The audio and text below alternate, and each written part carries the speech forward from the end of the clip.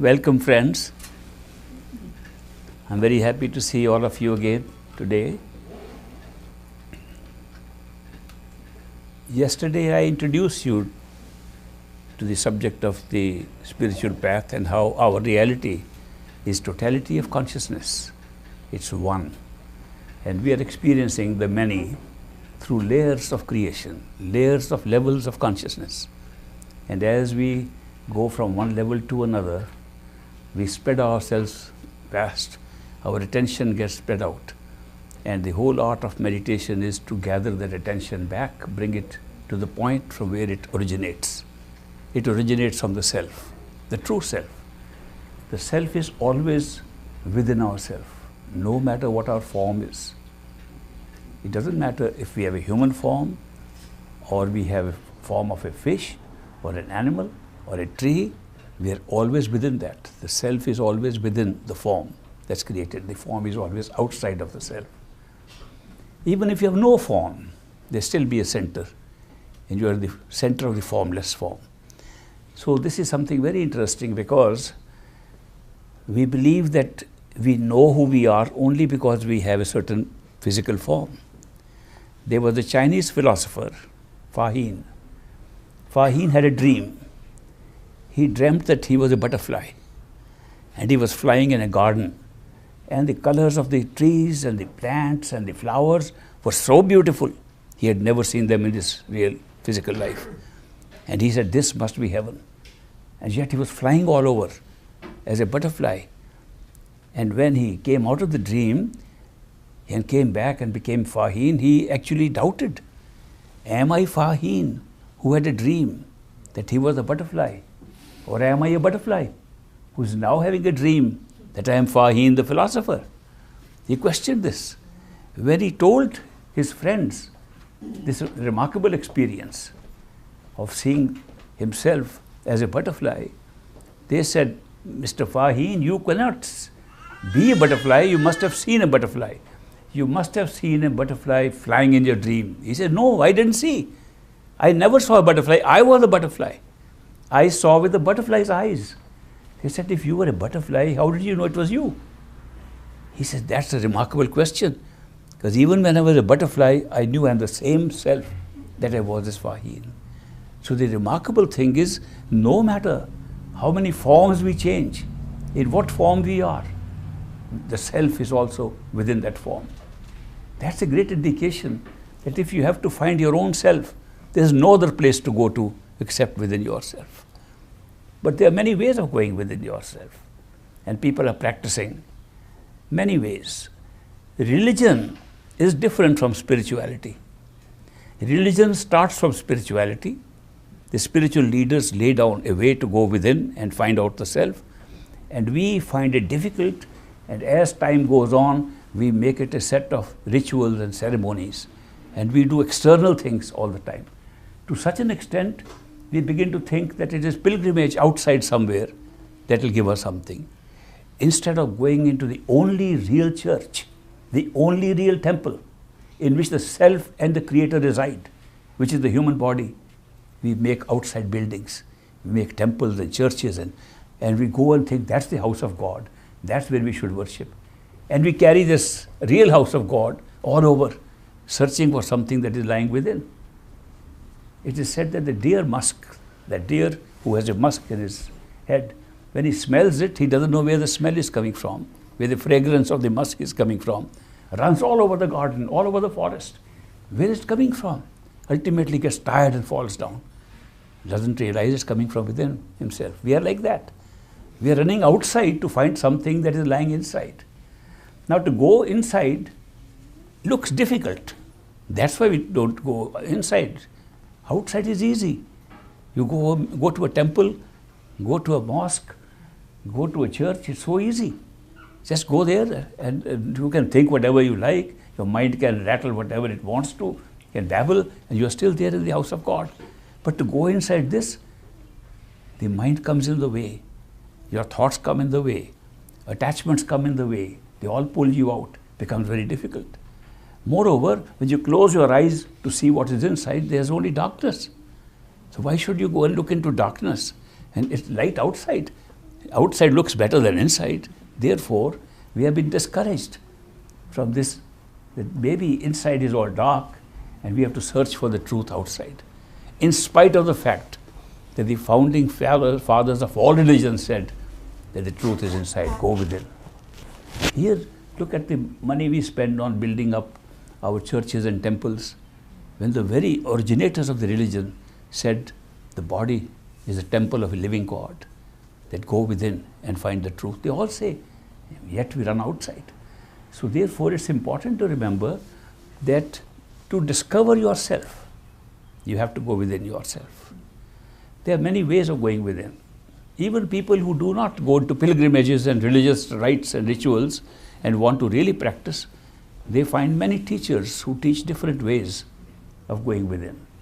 Today, I'm going to explain to you a little difference between the different approaches to going within. And I'll then come up with the final statement that the best way to go within is to follow the sound that comes from within. I'll just come to that.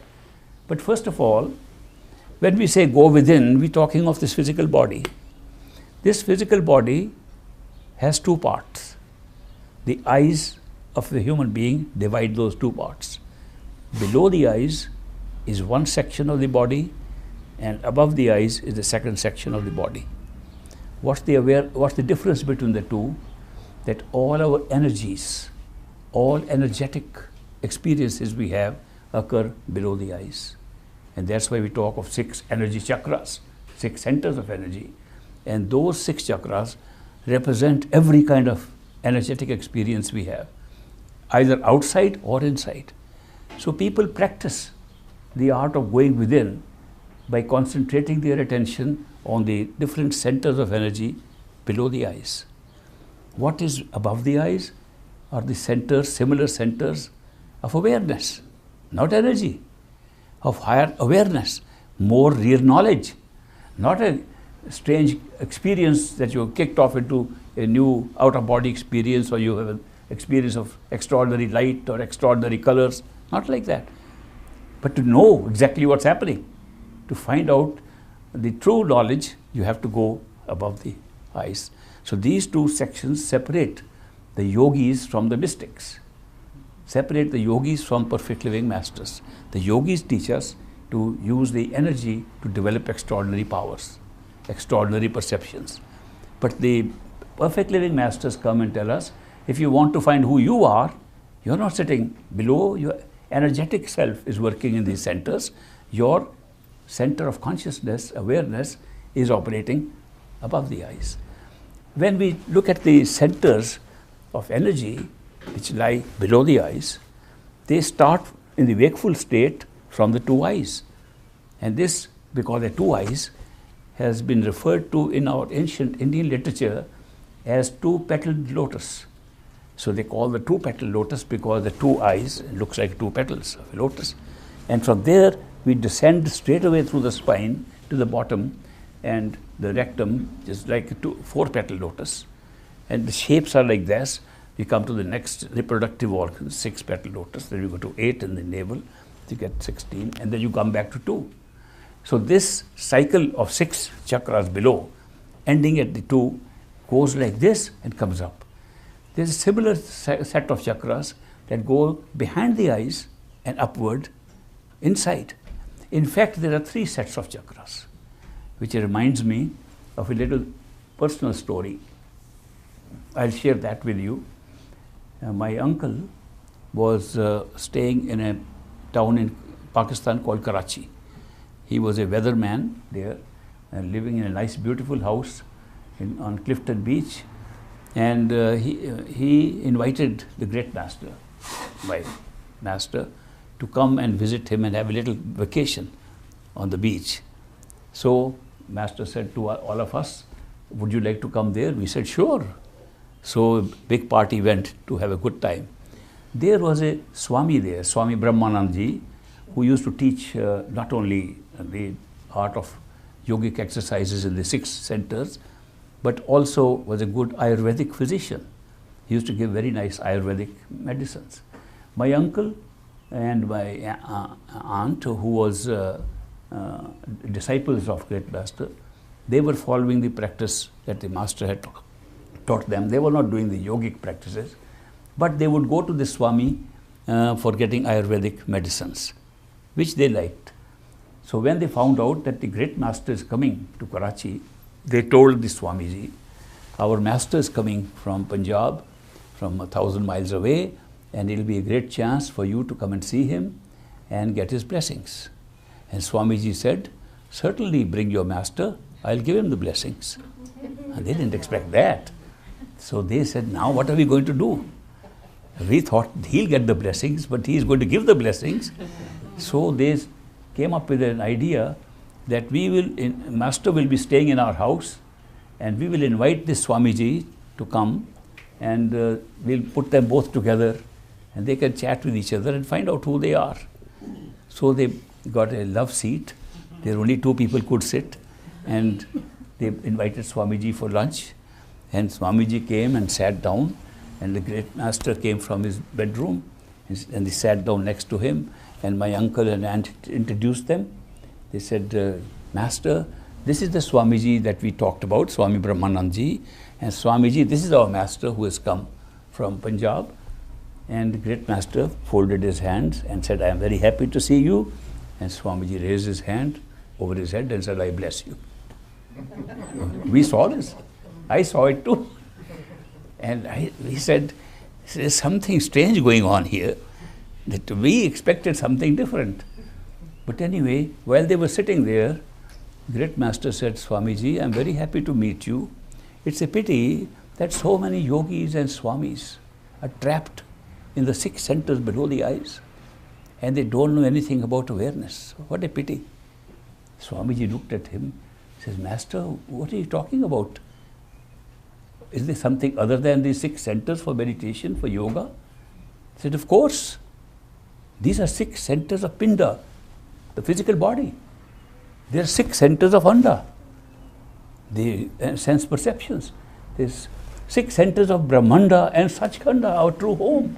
There are 18 sets of chakras. Swamiji looked at him, he said, I never heard of that. Will you please explain in little more detail what these 18 centers are that you talk of, that the Pinda and Brahmanda and Anda? I have never heard of this stuff. And Master said, you know, it's a very big subject, but if you come to my dera, to my ashram at any time, I'll certainly like to explain all this to you. Now this Swamiji was so affected by this. He said he couldn't sleep at night. He said, I have spent my life practicing yoga of the 6 chakras. I never heard anything about 18 chakras. Where does this come from? The curiosity got so much hold of him. He said, I am going to see him. I am going to meet this Master, go to his ashram, to his dera, and find out what are these 18 chakras he's talking about. So he told his followers, please pack up, we are all going. I am closing my ashram. I am so intrigued by this man talking of 18 chakras. I have to go and find out where those 18 chakras are. So the Swamiji closed up his ashram, came to the dera. In those days, I used to practice homeopathic medicines. And he was an Ayurvedic physician. So we used to sit together and compare notes. When he arrived in the dera, Great Master said, please put him in the best guest house. Treat him like royalty and give him the best food. Be a servant at his side all the time. So the great treatment was given, great hospitality to Swamiji, and he really enjoyed himself. He used to wear saffron-colored robes and used to carry a muffler around his neck, which gave him lot of prestige, because he would hold that muffler in his hand, walk like this. Later on, I borrowed a muffler also to try that.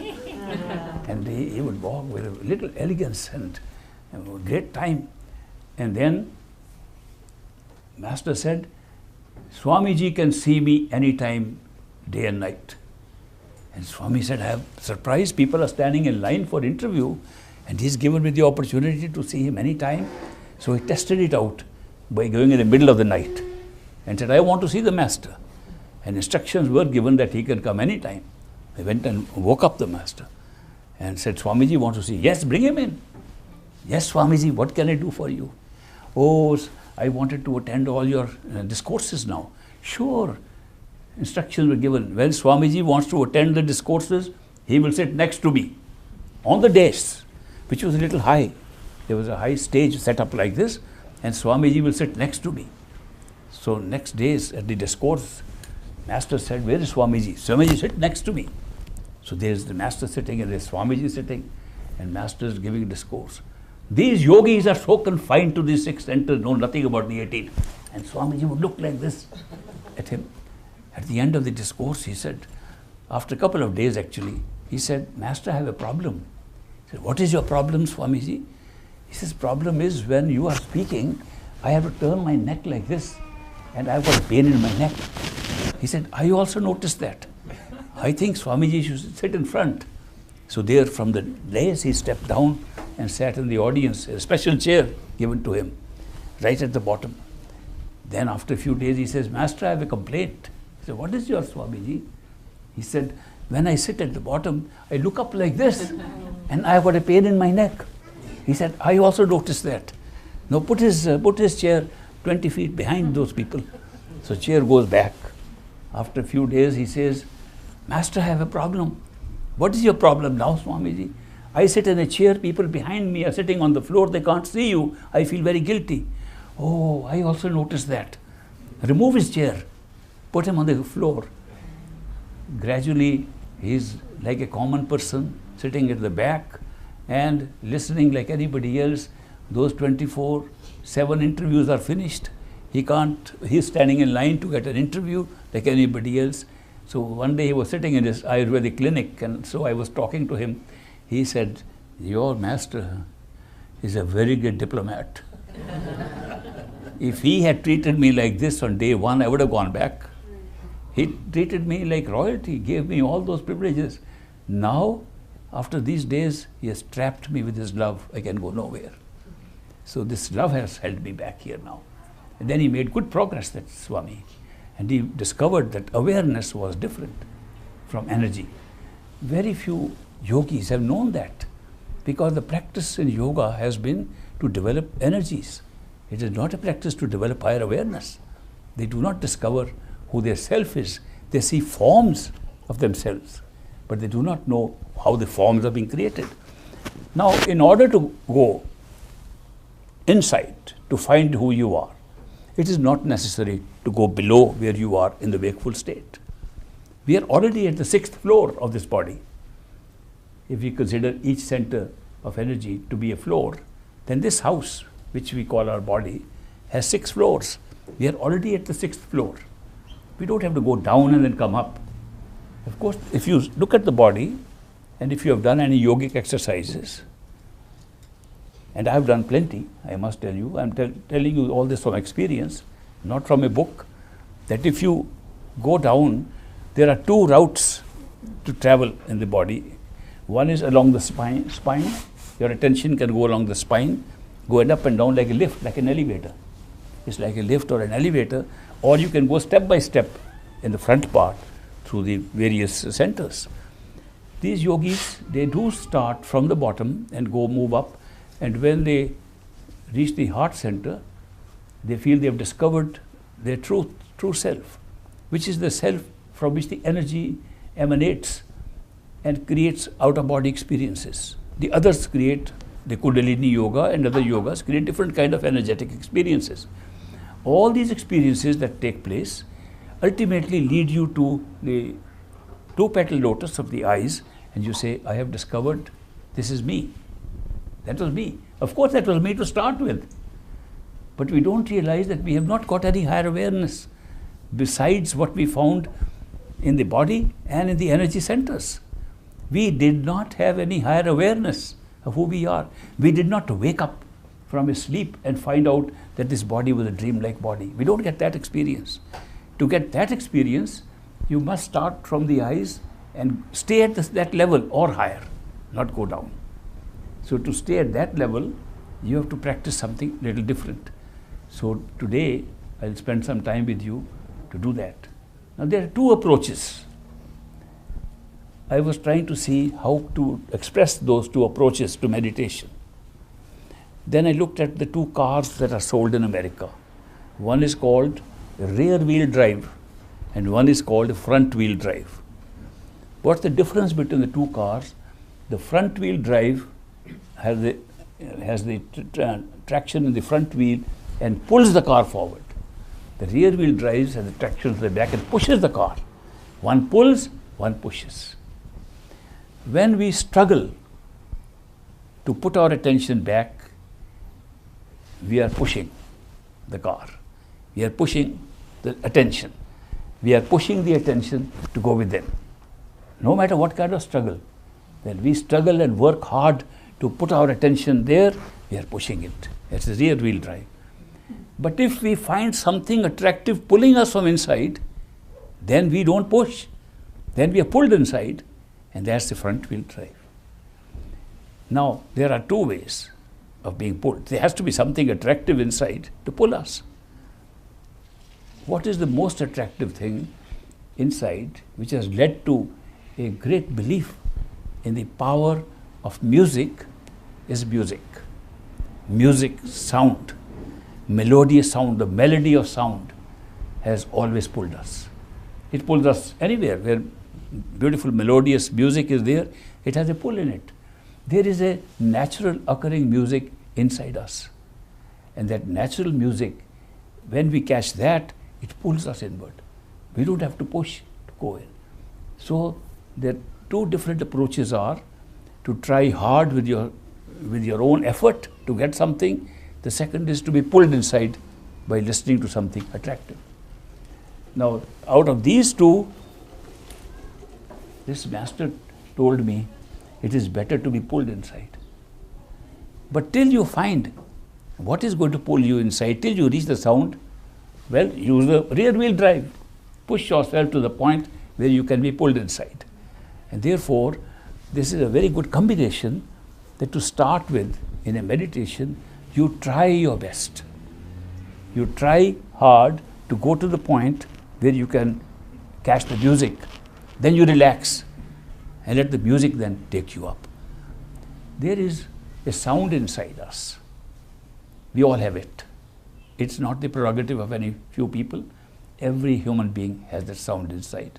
And all you have to do is to withdraw your attention in the middle of the head. The least distractions outside, the more attention inside, you catch the sound. The sound is a natural sound. It is not made up with any drums or musical instruments. It is created by consciousness itself. You will discover, if you are a great meditator, that the sound current that is inside is not ordinary sound. It is the manifestation of pure consciousness. Consciousness itself manifests. Supposing you have consciousness with nothing to be conscious of, it's still there. Consciousness, being conscious of itself, is in the form of music that you hear within yourself. That's the key. This particular kind of yoga, which pulls you with the sound inside, we call it the Surt Shabd Yoga, or the yoga of the attention and the sound. Surt means attention, Shabd means the sound. Now this has been expressed in many ways. All religious organizations, temples, churches use music. They use sound. But they use sound outside. And by using sound outside, it's a representation that the sound outside is symbolic of the sound you can hear inside. The temple outside is symbolic that there is a temple of your body itself. That the structure that we make of the temples and the places of worship is akin to the shape of the head and the bell sounds hearing inside. We put the bell sound outside.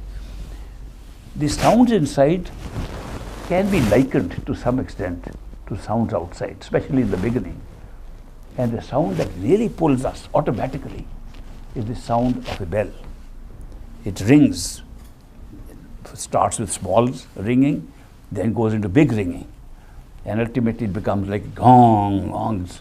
And there's a vibration in it, and it pulls you by itself. Just takes you off your feet, as it were. Now that sound, once you get it, you don't need to do anything else. You travel with the sound within. This particular way of meditating, by being pulled by the sound within, is very great. We call the sound Shabd. In the Rig Veda, the oldest Veda out of the 4 Vedas, the oldest literature, scriptural literature in India, the Rig Veda talks of it. It says that the sound is the originator of all creation. That in the beginning there was nothing but the sound. And the sound made manifestation even of the Creator. That's what the Rig Veda says about the Nod, about the sound. In John's Gospel, I noticed in the Bible, the opening verses say, in the beginning was the Word, and the Word was with God, and the Word was God. I mean, look at the similarity. The similarity is so strong between these 2 texts, written several hundred years apart. And we talk of the kalma, the bhange asmani in Islamic literature, the sound from the sky. Bhange asmani, it's coming from the sky. And when we hear these things, we find that the spiritual teachers from whom our religion originated, they all talked about the same sound, used different words. The Greeks call it the music of the spheres, that they are all around because of the music. All our planets are running because of music. Now the new physicists, these professors in the universities teaching physics are coming up that there is a hum even in an atom, even in a molecule, even the electron's movement, and that nothing can be created in this universe except by the hum of the electron around the proton or the neutron. What is this going on? That the music is the basis, the sound seems to be the basis of all experience. Now when we hear about this sound, in the Hindus, they say Om is the sound. You go to a Hindu temple and they try to make the sound, inner sound, as an outer sound. It's very difficult to really reproduce an inner sound. For example, a sound that is running like a sound running like this and endless. You enter the sound, it's already there. You don't begin it. And when you get out of it, it's still going on.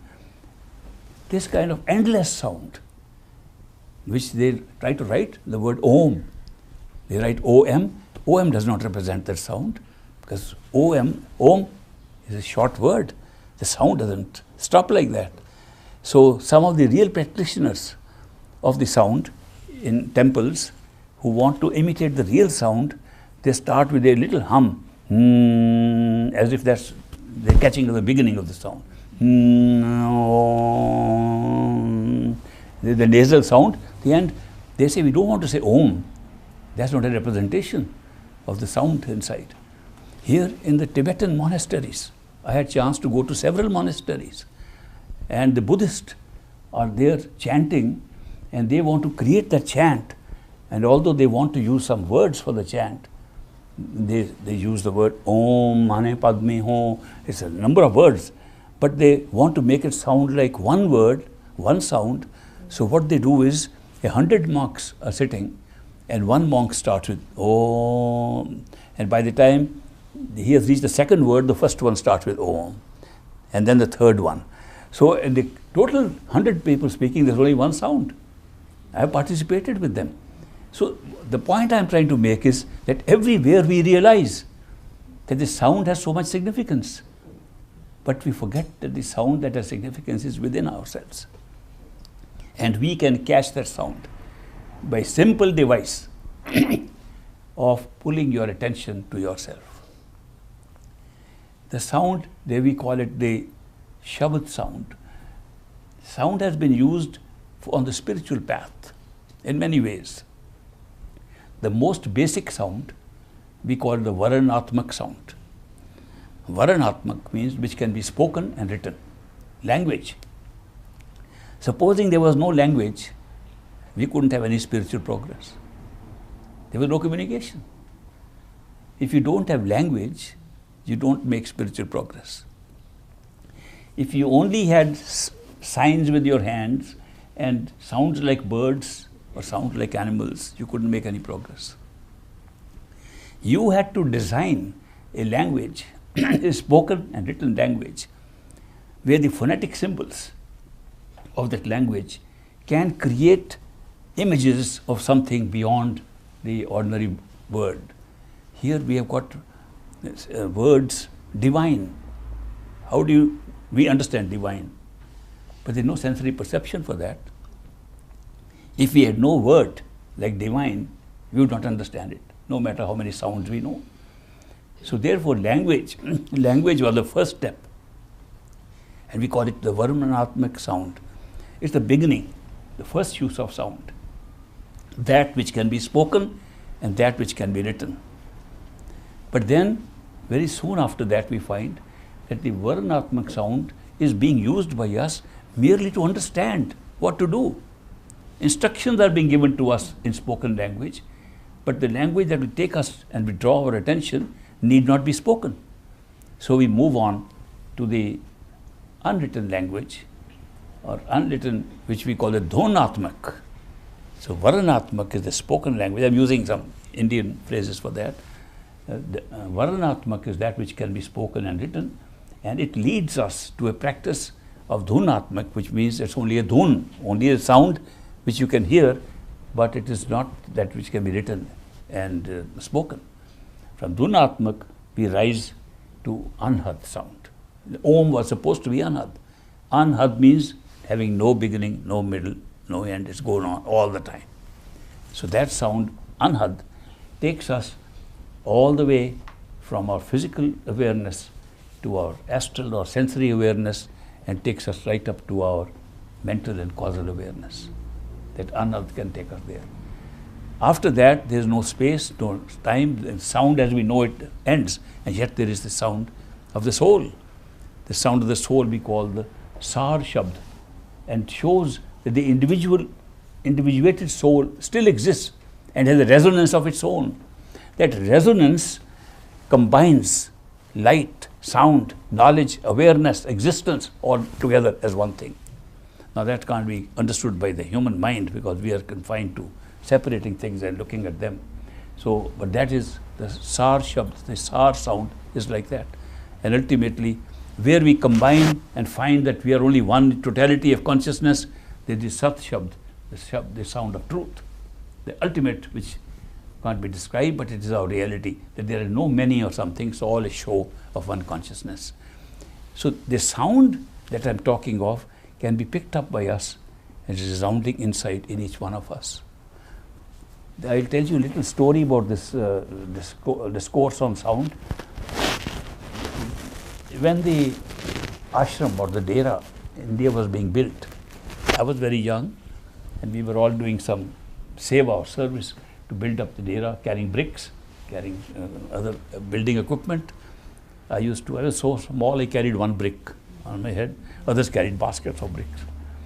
But in those days, one gangster, one team of robbers, gang of robbers, wanted to come and rob the ashram because they knew that they are collecting gold to be put on top of the building to decorate it like a temple. So gold was being donated by the women. They took off their ornaments, gold ornaments, and gave it. And gold was being stored in different places in the dera. And that gangster team, that team of robbers said that this is a good place to go and rob because they haven't yet put the gold on top of the building yet.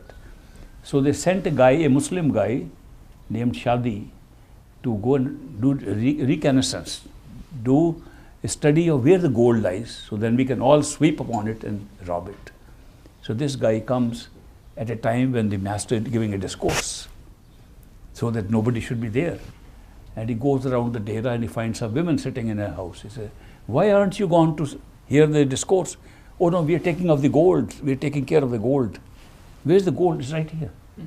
He says, "Wow, that's an very easy way to rob this gold here." Went to another house. Some kids were sitting there. "Kids, what are you doing here? Why don't you go and play?" "No, we told to stay here and take care of the gold." "Where is the gold?" "There, it's lying here." The man was so impressed. This is a very easy target to rob. So when he went all over, he's thought to himself, what kind of master is this? What kind of guru is this?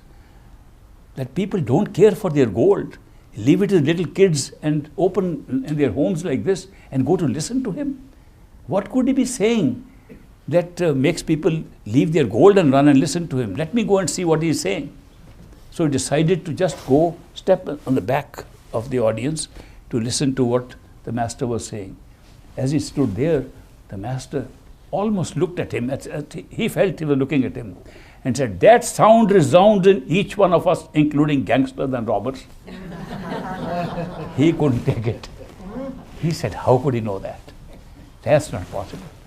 So at the end of the discourse, he came up to the master and he said, how did you know I was a gangster and robber? He said, I don't know. I don't know you at all. He said, no, you looked at me and you said that even gangsters and robbers have that sound inside. And how did you know? He says, no, I say that every day. That was just a casual statement. He said, no, there's a catch here. And that gangster never left the great master, became his disciple. And all the energy, all the passion that he put into robbery, he put into meditation. Became one of the greatest disciples of great master and became his bodyguard later on and traveled with him everywhere.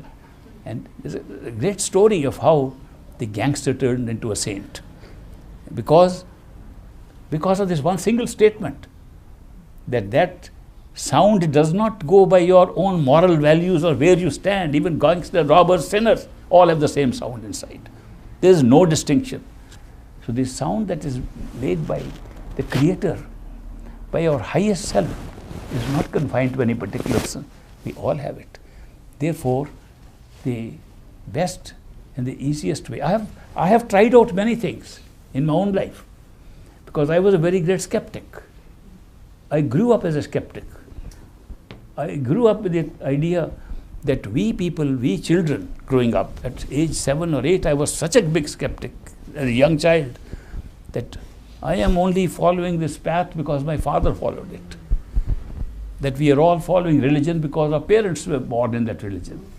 We never got a chance to examine anything. So I rebelled against this very path. Even after getting initiation, I rebelled against it. And I said that no, I never got a chance. So I got converted to different religions. I was baptized, converted to Islam, and tried other religions, and also tried all kinds of yogas. Went to yogis in the mountains, practiced very odd kind of yogas. And so having seen all that, it was 8 years of rebellion and study that I had to come back and say, and my master said, have you been able to compare everything? I said, yes, now I've compared. He says, still, even now, if you find something better, now he's telling me, when I'm a teenager, he's telling me, if you in your life ever find something better than what I'm telling you, the practice of the sound current to get your awareness, take it. Don't wait for me that, oh, I owe an apology to my master to take something else. I give you permission in advance. If you find something better, take it. And if I am still alive, come and tell me also. Master said, I'll also go and take it. He was so open about it. And I took him very seriously. Even after that, I'm still willing to look around at any possible way of a higher discovery, something better than what I have, and I'll take it. Right there and then I will take it and advise everybody else to take it. In November, I'll be 87 years old. And I have been initiated now more than 70 years, which is a long time. And so I have tried for all this period, at least 70 years, to look for something better. I didn't say something better will come to me. I've gone out to meet swamis, yogis, mystics, masters, every kind, to find out, is there a better way, something that can more easily help us to discover who we are? I have not found. But if anybody can tell me, I'll follow it. Even now, it's a very open thing. It's not something, we should not make it a closed kind of thing. It's not a cult. If you try to make it a cult and enclose people into it, then you don't give them a chance to examine anything. The spiritual path taught by this master, which I am practicing and sharing with you, is one which is so open. Everybody is open to it, to get in. Everybody is open to drop out. If you find something better, take it. So all I'm saying is that this has worked for me. It has worked very well. And I'm sure that it has worked for many other people too. And I've seen many people it's worked. So it may work for you. We'll try it out. You can try out something, and if it works, it's fine. If it doesn't work, try something else. If nothing works, leave it. Have a good time. A man came to me, he said, you know, you are telling us to leave the world and go inside and do all this stuff. I am very happy in this world. Why should I do all that? I said, I never told you to do anything. I only told people who are unhappy here. I only tell people who are unhappy, disgusted with the world, fed up with it. They say, we had enough, we don't want to get out of it. My message is only for them. You go and have a good time. Enjoy yourself. That's your life. After a week, he comes back to me again. He says, I have a terrible time here. You see, sometimes we see people who pretend that they're very happy. You go and stay in their house for 2-3 days, and you'll find out. There's so much unhappiness here. This world creates a state of unhappiness because of our minds. We are trapped. We are not only trapped in our minds, we are trapped in unhappiness. Because the mind, when it creates doubt and fear, brings unhappiness to us, makes us insecure. We feel insecure, and worst of all, makes us feel lonely because we don't communicate. We can't communicate. We don't remain spiritual. We were supposed to be spiritual beings, formed of the spirit, using a mind as a machine to think, to communicate. What has happened? We become the mind, we become our bodies, and therefore we can't communicate. When we try to overcome our loneliness by going and meeting people, having relationships, they are so temporary. They are so temporary, and somehow we feel that although we are together, we may be as intimate with somebody, there's some feeling it is only skin deep. Our relationship is skin deep. We don't fully understand each other. I have met people, young people, come to me, oh, I found my soulmate. We are identical. We are made for each other. I said, very good, we're going to get married. He said, blessings. Nice, enjoy your marriage. After 6 months, they are in the divorce court. And they come and tell me, we knew from day one we were not made for each other. I said, you didn't say that on day one. So the point here is that either out of physical problems or emotional problems, mental problems, some problems are there always making us unhappy. And that's why the spiritual path is not for people who are happy and contented and going about their business. It's for those who feel, hey, we have had enough of this. We had enough of it. This is not our place. We realize something inside us tells us, this is not our place. We belong somewhere else. This is not where my soul belongs. If that thought doesn't come, if the seeking is not there, don't have to worry about the spiritual path or any path like this. Go and have a good time in the world, if you can. It's very difficult. But anyway, I'm only clarifying that this path is for seekers. Those who are seeking the truth, those who are seeking to find themselves, who their reality is. Those who are seeking, who is it that we were calling God, the creator? Who is the real creator? Is there one creator or more creator? Is there levels of creators? Where do I stand? Where does the self stand in that? And then through this discovery, taking layer of your coverings one by one, layer of awareness of the body, of the senses, of the mind, take them off without dying in the physical body. With that kind of a yogic practice, you are able to get all the answers to all your questions. All the answers to all the questions are within us. When people say, we want to ask you a question, I watched for many years now, for at least 50, 60 years, I watched people ask me questions. And I know when they ask me a question, the answer is with them. Why? Because if the answer was not with them, they wouldn't make a question. When I give an answer, supposing I gave an answer which is not in them, it won't make any sense to them. But when I give an answer which was with them, they say, yes, that's right. That's exactly what we thought. So every question that we ask carries in our inner consciousness the answer to that question. So if you meditate and go within, you get all the answers from inside. You'll never have a chance to put any question to anybody. The answers are all inside us. So meditation has not only the ability to give you knowledge of yourself, who you are, and take you to your own highest awareness, but also has some side benefits. There are some perquisites like side benefits coming, that you feel clarity of mind, you become fearless, you have no doubt, you get a sense of certainty. These are big benefits by themselves. Even if you found nothing else, the fact that you can become fearless and have sense of certainty about what's happening around you, and have no doubts and no fear, and then your health improves also, because so much of our health is dependent upon our mind's effect on our body.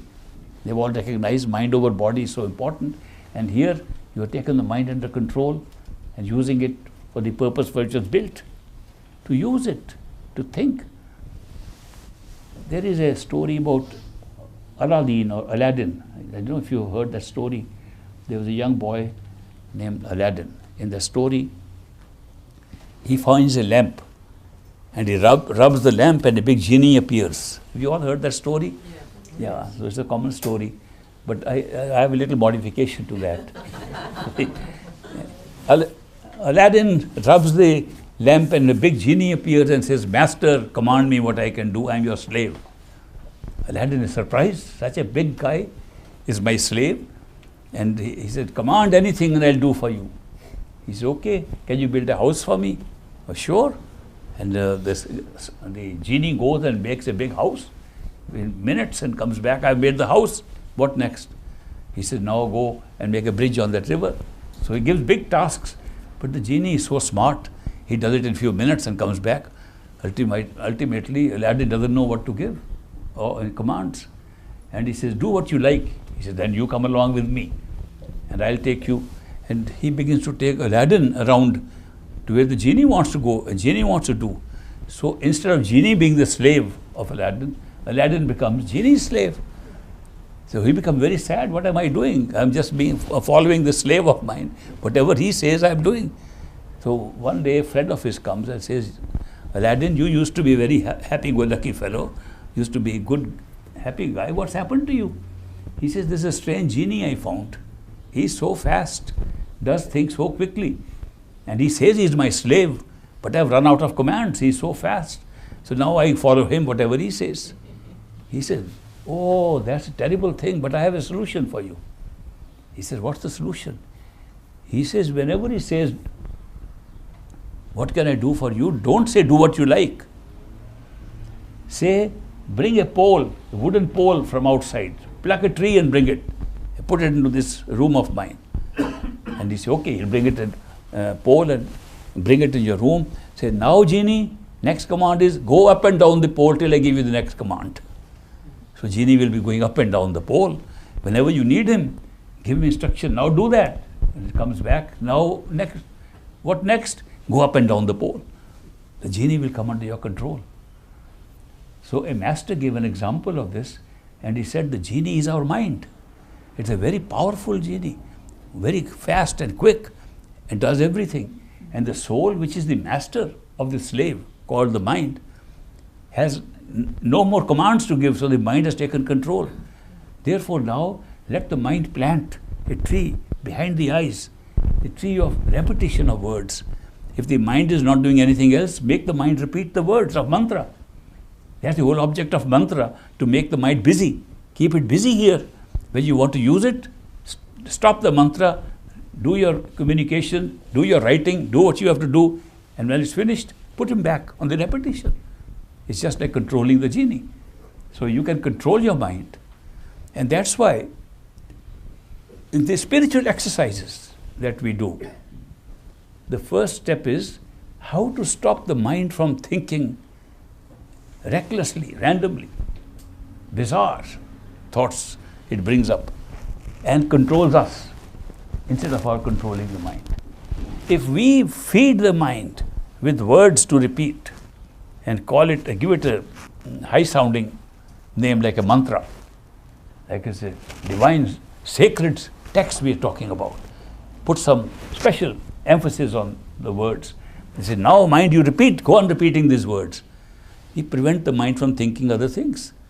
That's the very big purpose of using a mantra, to repeat and squeeze out the words of thought by replacing them with the words of mantra. So that's why the mantra has been very important, that we use words, spoken words, in order to control the mind. But the mind can then jump off and say, okay, I won't think of words, I'll repeat your words and think of something in images. I like that person, that image comes up, we make pictures of other things. Okay, then we can replace the pictures. We can say, okay, we'll do dhyan. Dhyan means the contemplation of the face of your beloved. Now you have a beloved, every time the mind wants to think of other faces, you substitute with the face of your beloved. So you can use words, repeat words, which we call simran, or repetition of a mantra, and you can do dhyan, contemplation of another face, to replace that. When you do these two things, the mind gets under control.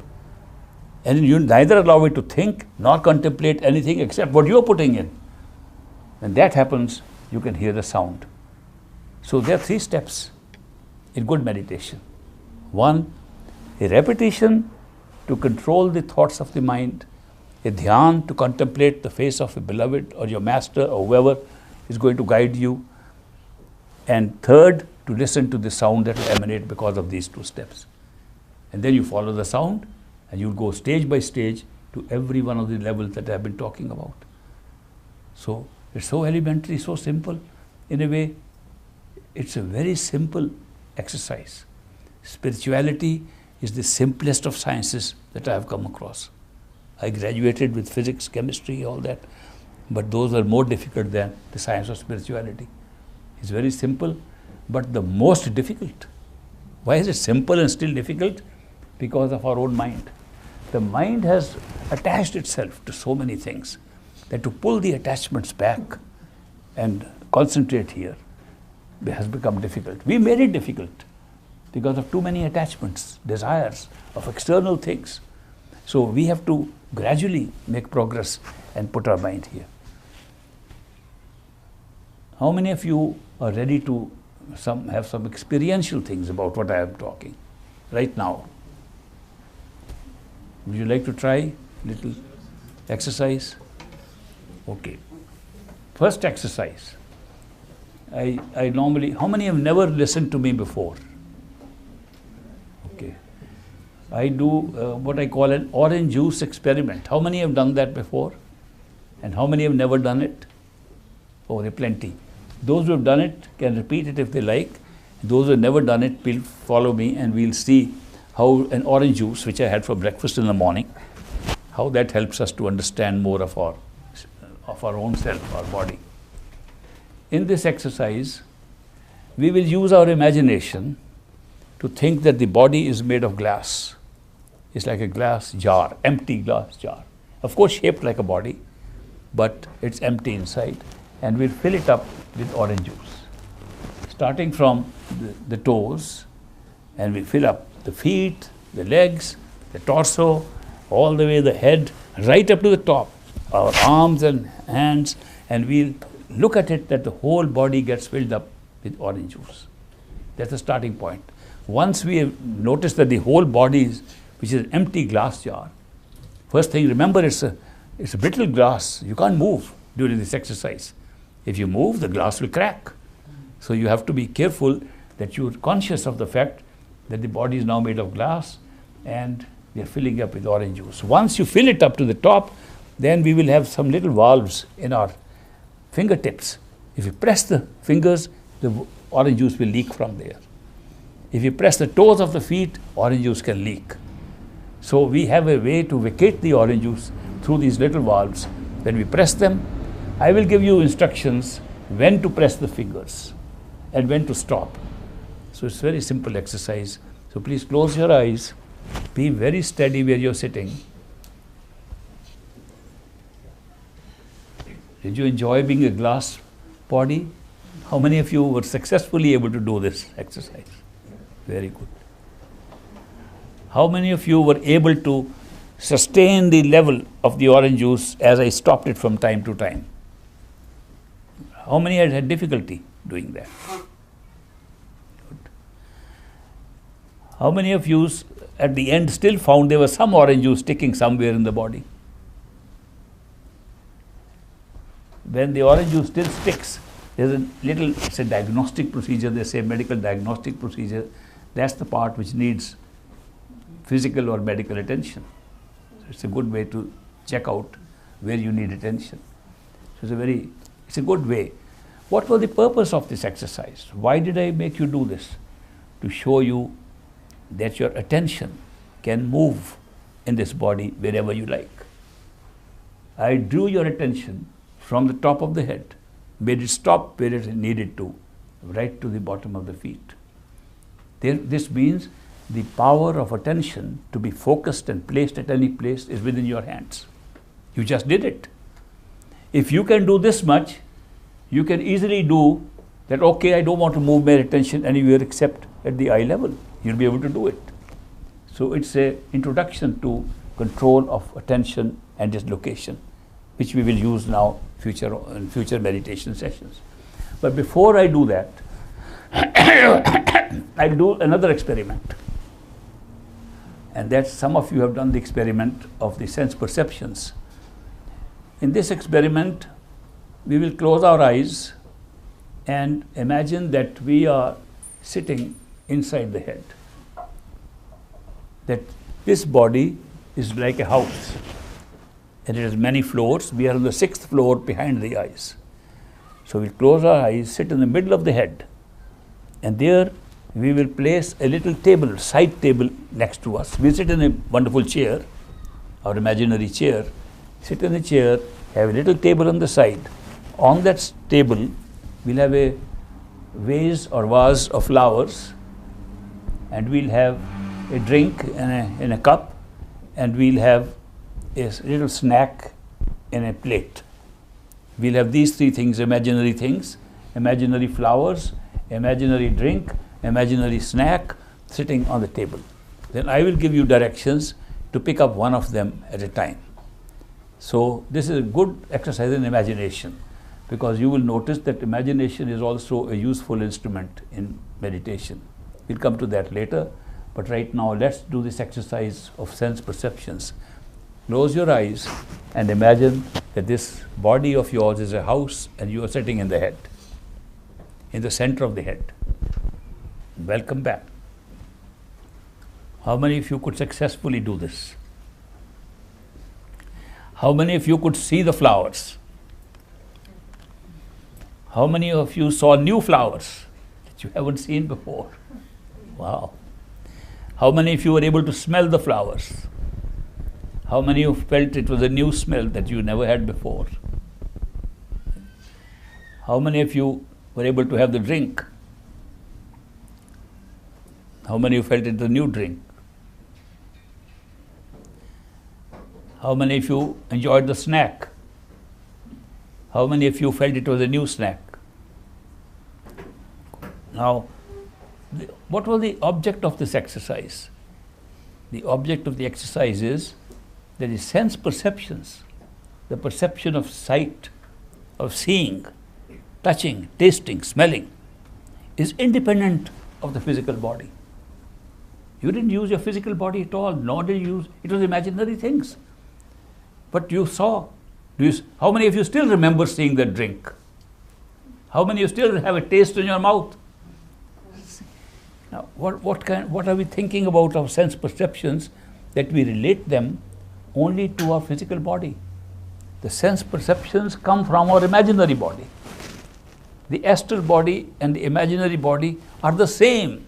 We think imaginary is unreal and what is physical is real. If the attention came on the astral plane, imagination becomes a reality. Where does imagination come from? When we imagine something, where does it come from? It's not coming from anywhere outside, it's coming from inside. It's coming from a very next level of awareness. And therefore, in this exercise, we're able to see that what we call sense perceptions are independent. When we withdraw our attention from the body or when we die, the sense perceptions do not die. In fact, they become stronger. How many of you saw flowers that you had never seen before? That's wonderful. They don't exist here. You are able to see it. There are so many things that there's a possibility of experiencing with your astral sense perceptions, with your astral body, that you cannot do with the physical body.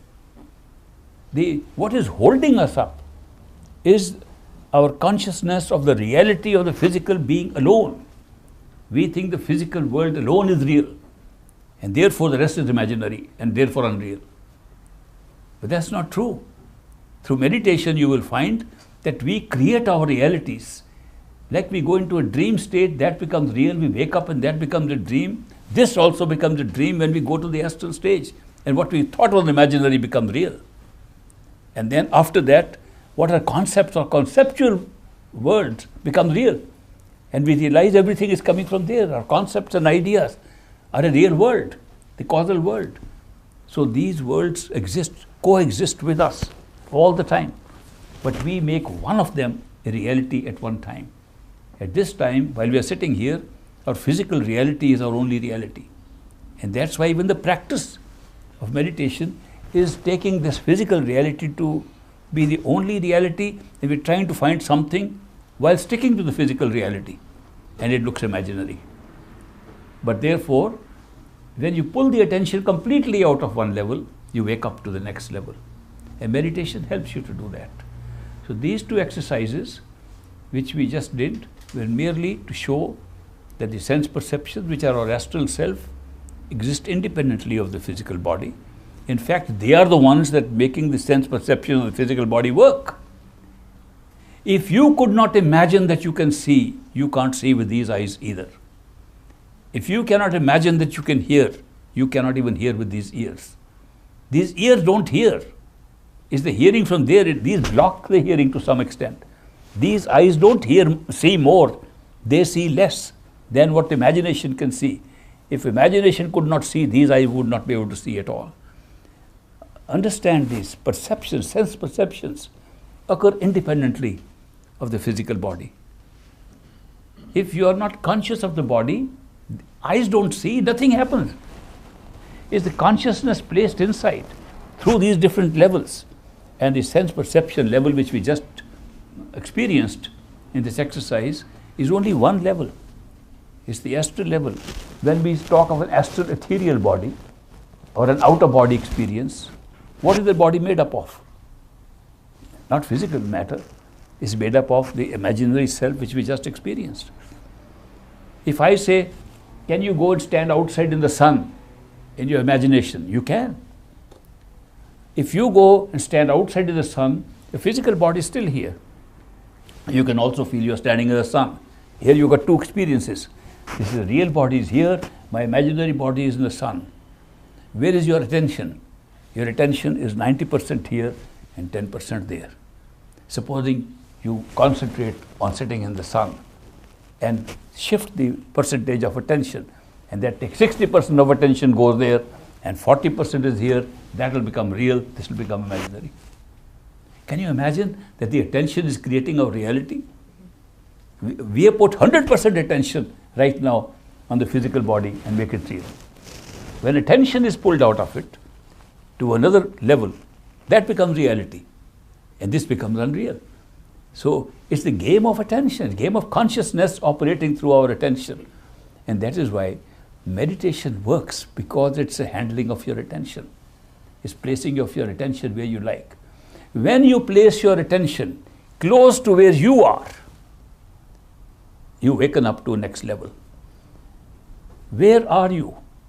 Where is your real conscious self? That's a question to put to yourself. When we are sitting in the body, the whole world is away from us. It's outside. The body is outside. It's a cover upon ourselves. Where are we? If you just examine, contemplate, where are we around which the entire experience of the body and the world is being made up? and you'd come to the conclusion, we are in our head. We are behind the head, behind the eyes, in the middle of the head. That's where consciousness is originating from. That's from where we put our attention. If we want to put our attention somewhere, look this side. It's from here that we're putting our attention. Even a blind person, born blind person, is told, look this side, and he turns. He is not using his eyes to see. His attention is still moving from the same area inside the head. Therefore, at least we can, through simple contemplation, know that our seat of origin of attention or origin of consciousness in the physical world, in the physical plane, in the physical body is behind the eyes of this physical body. At least we have known one location. We know the location from which consciousness is originating and operating. Why not approach that place? The closer you get to that, the more you'll awaken to a higher level of awareness. Let's try that now. Are you ready for that? In this next exercise, you will try to put your entire attention in the center of your head, behind the eyes. And the best way to do it is to imagine you are there. Otherwise, if we try to put attention on our eyes, we try to roll our eyes to see behind, it doesn't take us anywhere. We only put pressure on our eyes. It's not an exercise in physical movement of eye. It's not an exercise in physical thing at all. It's an exercise in imagination. That imagine you are behind the eyes. Just like I said, if you want to imagine you are sitting in the sun, you can imagine there's no pressure on the body or the head or the eyes. The same way, there should be no pressure on the head or the eyes. It's an imagination. This is your head. You are in the center, behind the eyes. Close your eyes and start. Rub your eyes a little bit. Your hands. Welcome back. How many of you could successfully do this and get the experience sitting behind you? How many of you had a difficulty? How many of you had difficulty staying there because of thoughts taking you out? That's common. I think everybody should read it. The truth is, we try to concentrate being there. Thoughts take us somewhere else. So the thoughts have to be controlled.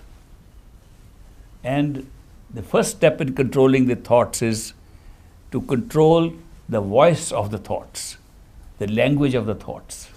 Because thoughts are not non-vocal, they are vocal thoughts, they are spoken thoughts, they are in words. Thought streams is running continuously.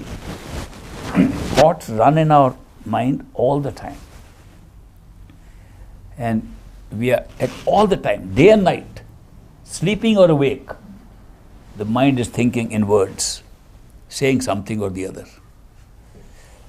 I'll tell you a very interesting fact, that when we use our sense perceptions, see things or touch things or hear things or smell things, when we have these perceptions, it is not the perception that gives us the meaning of what we are perceiving. It's the thought stream that tells us what we are perceiving. It's a very automatic process. If I see this glass with water, what I'm seeing does not make it a glass, nor makes it water, nor makes it lemon. It makes it just a blurred vision of this shape. My mind says and speaks, this is water, this is lemon. It becomes water and lemon. Have you ever noticed that? That if the mind did not speak, we would have no perceptions. We would have no understandable perceptions, no meaningful perception. The mind is a constant commentator. It constantly tells us what we are doing, what's happening. Therefore, it constantly speaks. It never stops. It never stops speaking.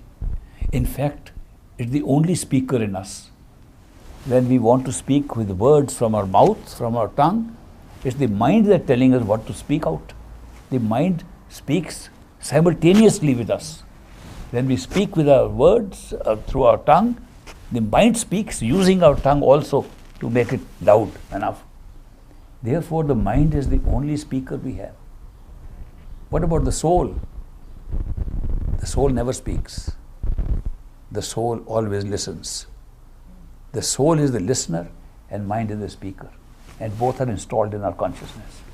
It's a great arrangement that we have one speaker and one listener all the time. If there was no listener, we wouldn't know anybody speaking. So soul has to be there for the mind to speak.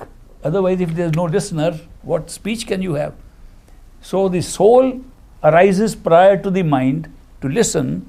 The mind comes up and speaks, and the soul listens. That's how consciousness is operating. And the speech of the mind makes all perceptions real and give us meaning to perception. That's how it's working. So since the mind speaks all the time, now we want the mind to speak what we want it to speak, but the soul wants it to speak, not what the mind wants to speak. That's the shift we want to make. Therefore, we use the power of repetition of pre-selected words. We select the words and repeat them so that we instruct the mind, only speak these words. Of course, the mind is naughty, it will still speak other words. It doesn't listen to us, we are not, because we think, oh, they don't care. They are careless masters and I can speak whatever I like. But over time, you get complete control over the mind and make it speak only what you want. There is an element of will. Will exists in the soul and is then transferred to the mind. The original will belongs to the soul. The soul wills what is to be done. It's consciousness, it's the power behind everything. It wills, you speak this, then the mind has to speak like that. If we don't use the will, we transfer it to the mind. Then the mind decides what to say, what to do. So if we don't transfer the will to the mind and instruct the mind what to do, then the mind will have to follow what we tell them. It'll play truant and play a little bit, but over some time it gets under control. So let's try this experiment now of controlling the mind through repetition of words. How many of you already have a mantra or a simran, some words called holy words or sacred words which you can repeat? Good, you use those words. How many of you have no words at all? Those who have no words at all, coin a small phrase right now. Coin a short phrase, 4 or 5 words, expressing your love for the beloved. Only a short sentence showing how much you love your beloved. And repeat those words. Just keep on repeating those words. So you all have some words to repeat, and only repeat those and don't let the mind repeat any other words. Now, when you try that, I'll come up with a review what is going on after you do this exercise of instructing the mind to repeat only the words of the simran or mantra or the coined word that you have and no other words. If any other words start to come, make your mantra louder. Just quench those words and make it shout inside, not with the mouth, with your mind. The mind is the speaker. You can make the volume of the mind high. So if you find that other words are coming in, other thoughts are coming in, make the words of the repetition loud. Second way to control the mind sneaking out into other words is to repeat these words slowly, deliberately, and attentively listening to what you are speaking. The real way to catch the words there and make use of them is to listen to what you are repeating. Otherwise, if you are repeating with the words parrot-like and thinking of something else, you can keep on doing it. That doesn't serve any purpose. Therefore, you have to listen to the words you are repeating and pay attention. Therefore, you have to repeat it very gently, slowly, and deliberately, and listen to every syllable of those words. So you are sure that you are only listening to those words and no other words of thought. Close your eyes and place yourself in the middle of the head again.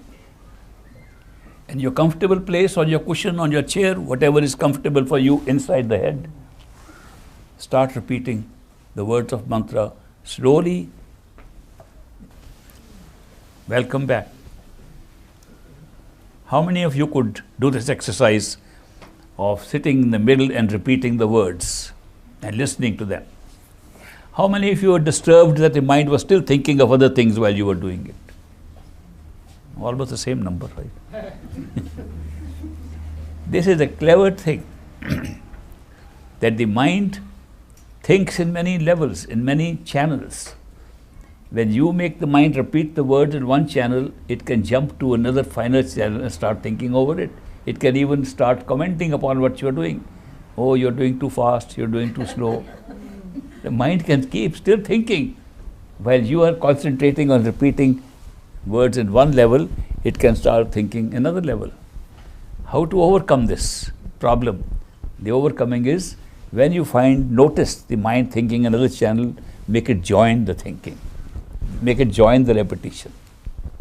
Don't stop repeating, but you see another voice of the mind, repeat it, and you hear two voices, and both are repeating. You hear a third one, more join, we are all together. The mind then plays another trick of bringing another person to talk to you. A friend, family member, friend, a woman, a man comes up and starts talking to you, and you think you are doing your meditation and your repetition, and the person is still talking to you. That's your mind using another channel. Then what do? Make that person join the repetition. Ultimately, you will find, at least in the beginning, you will find you don't repeat the words as a single person. You repeat in a combination of voices. You don't allow the mind to escape to any other channel and start speaking. You make any other people coming in the vision also repeat it. Let's all join in. And there's a big chorus repeating in the head. Then it works. You want to try that? Let's try now again. Try again. This time, don't allow the mind to pick up another channel and be a commentator on your meditation, on your repetition. Make the commentator also join. And if another person comes up, join, come on. And we all repeat. So you'll have a big satsang going on. A big kind of grand repetition of a group inside you. The whole group is your own mind. But we don't allow the mind a loophole. And these are good exercises because you are going to control the mind somehow. Going random thinking is what takes us away from meditation. When you allow it to stay inside, no matter what voice it is, no matter what sound it is, no matter what picture it is, you put all of them together and they all repeat the same words, then it's effective. Try again. Close your eyes. If you find the mind talking in a different sound or voice, join in. Don't stop it. Don't try to say, now, no, come back. We make the mistake of trying to say, no, I'll just push back that thought. Don't push a thought, convert it to repetition. Any kind of voice, put it all, let several voices say the repetition at the same time in your head. Start doing it. How many of you were more successful this time? This new art of repetition. I am very happy to see that. So this practice which we have been talking about and trying to practice is part one of meditation. And the repetition of words, the repetition of mantra, the simran of mantra, this is the first stage, first step in order to take control over the mind. How many of you, while doing this, were able to see that there were colors and lights coming up in front? This is natural, and more will come with practice.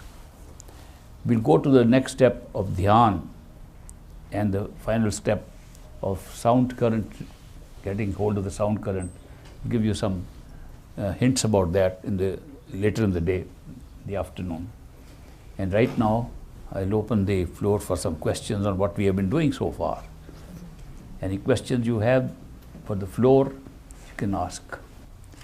Yes, because right now, we are not blocking the other sounds, but when we do practice, we will block our ears, we block our eyes, we block outside, we'll go into a room which is free from these other sounds and distractions, and meditation is better.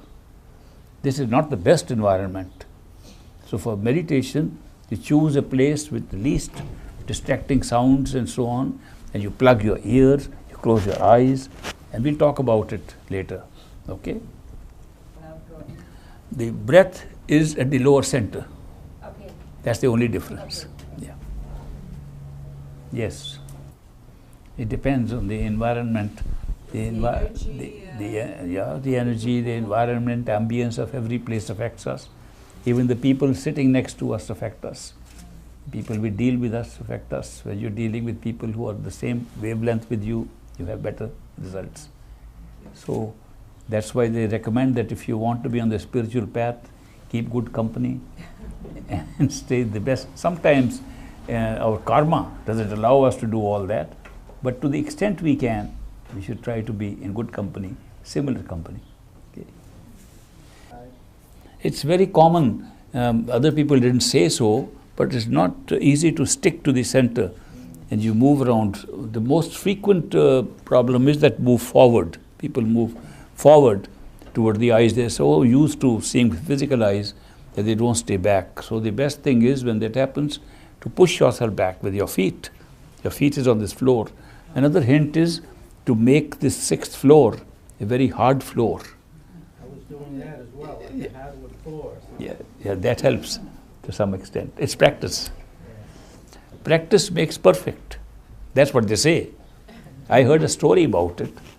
There was a, in India we tell a lot of stories to illustrate a certain point.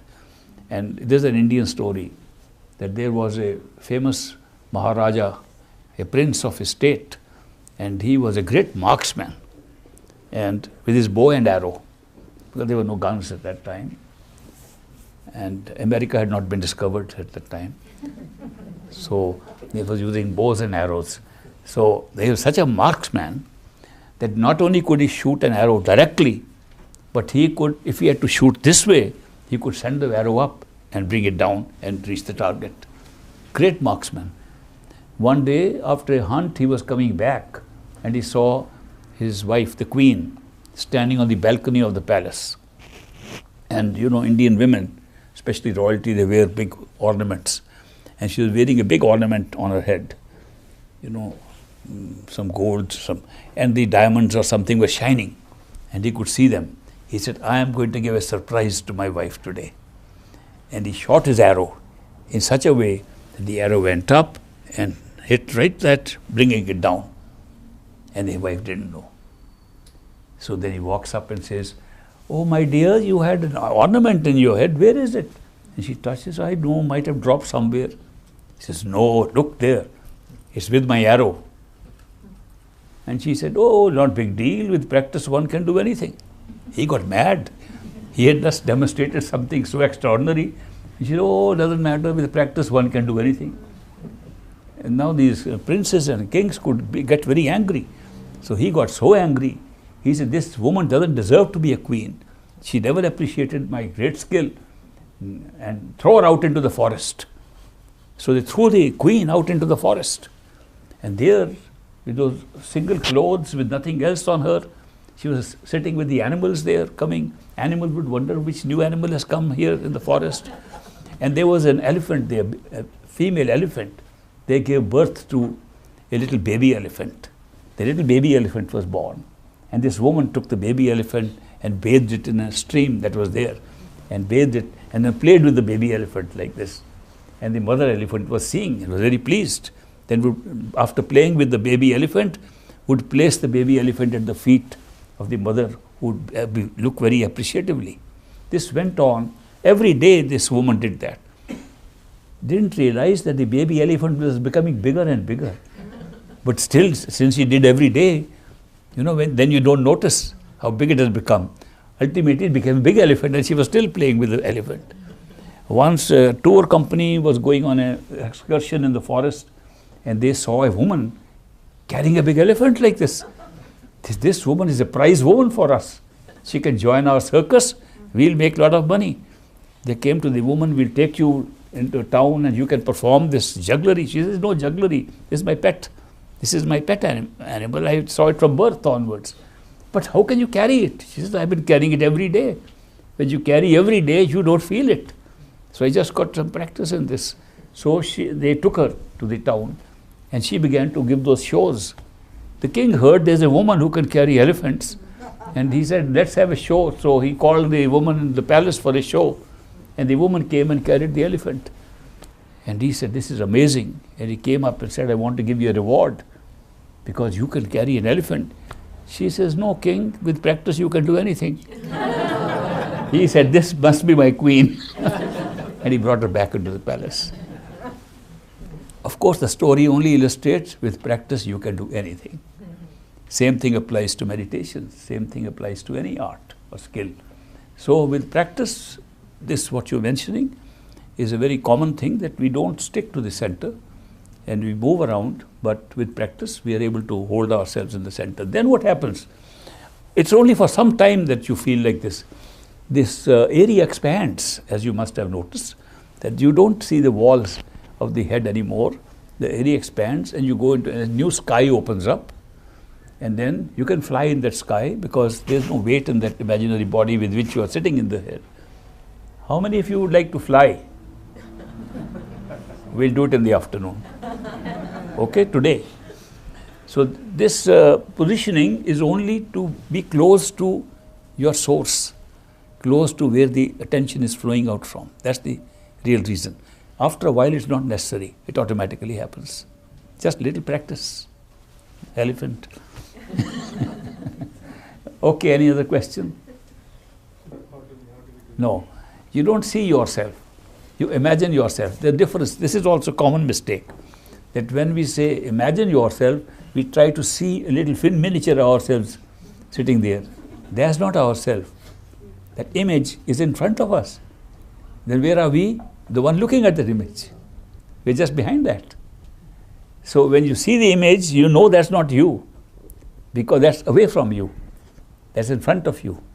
And you are actually the one that's looking at the image and can see it. So you can locate yourself. Where are you then? It's just behind that image. You just have to feel that you are in the head.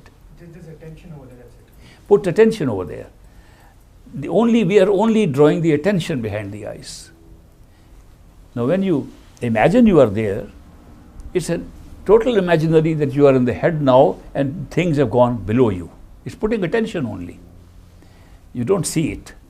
The another thing is, when we feel, especially when we miniaturize ourselves and feel we are sitting behind the eyes, actually we are not sitting behind the eyes, we are sitting in front of the eyes. We think we are behind, because when we close our eyes, the darkness in front appears to be inside. And I have a little experiment to show you how you can check it out, whether what you are seeing is inside or outside. If you raise your hands now to your eyes, even with your eyes closed, you know where they are. You know now you're reaching the eyes, there are the eyes, right? Anybody can do it. With eyes closed, you can reach, put your hand and you will reach the eyes. Now close your eyes and imagine you are sitting inside, and then raise your hands. You will see you just crossed the point where you are sitting, which means you are seeing outside. You are not seeing inside. So seeing inside is the one that is looking at that image, just putting attention there. Okay? Very good question. And let me give you a complete answer instead of half complete answer. Can we change our destiny, or is it completely fixed? Is it 100% fixed, or is there a little variation allowed to us? It depends on the level of our consciousness. In the physical plane, we can change anything. I can plan, right now, I am going to touch this table, and I say, no, I don't. I just change my mind. So, you can plan anything, change anything. You make choices. You say, okay, tomorrow I'm going to travel. No, I cancel it. So, when you're in the physical plane, looks like you can change anything. What happens? Supposing I say, I can touch this table. No, I won't touch this table. I made a decision. I had free will to do it. I go to the astral plane and I see what was actually recorded there. And I see what was recorded was that I will say, I will touch this table, and then I will say, I won't, and I'll think I made my choice, written beforehand. So therefore, if I am there, I discover I didn't have any free will. I experienced free will. I felt I had. But when I went there, I found it wasn't there. Then I say, okay, can I use some device to make a change there? Let's say I ask for divine intervention. I ask my guru, I ask somebody, can you change my destiny? Oh yes, do this jap tap and give this donation or 100 pounds of rice and some money and all that to the temple, and we'll change your destiny. And you do that and the destiny changes. You find that's wonderful. Then you check up the astral plane, yeah, you change. It wasn't written like that. What was written was, one thing will happen, and by divine intervention you change it. So divinity has changed your. Then you go to the causal stage, one stage up, and you find the divine intervention was pre-written there. That you will ask for it, it will change. Then you go to the top of the causal plane, where you pick up destinies for yourself, which is your free will, real free will, being exercised by the soul, to pick up a destiny along with the mind. There you find that the destiny you picked up, which was pre-written there, pre-written in the causal plane, pre-written here, but looked like free will here, free will there, changeable by divine intervention, was actually fixed. And you picked it up. Then you can change it. You say, wow, I still have power to change. I need not change one action of mine, I can change the whole destiny. I can change my entire life. You pick up, you put one DVD back and put up a new DVD and play it out and becomes a new life for you here. Say, well, this is a real change.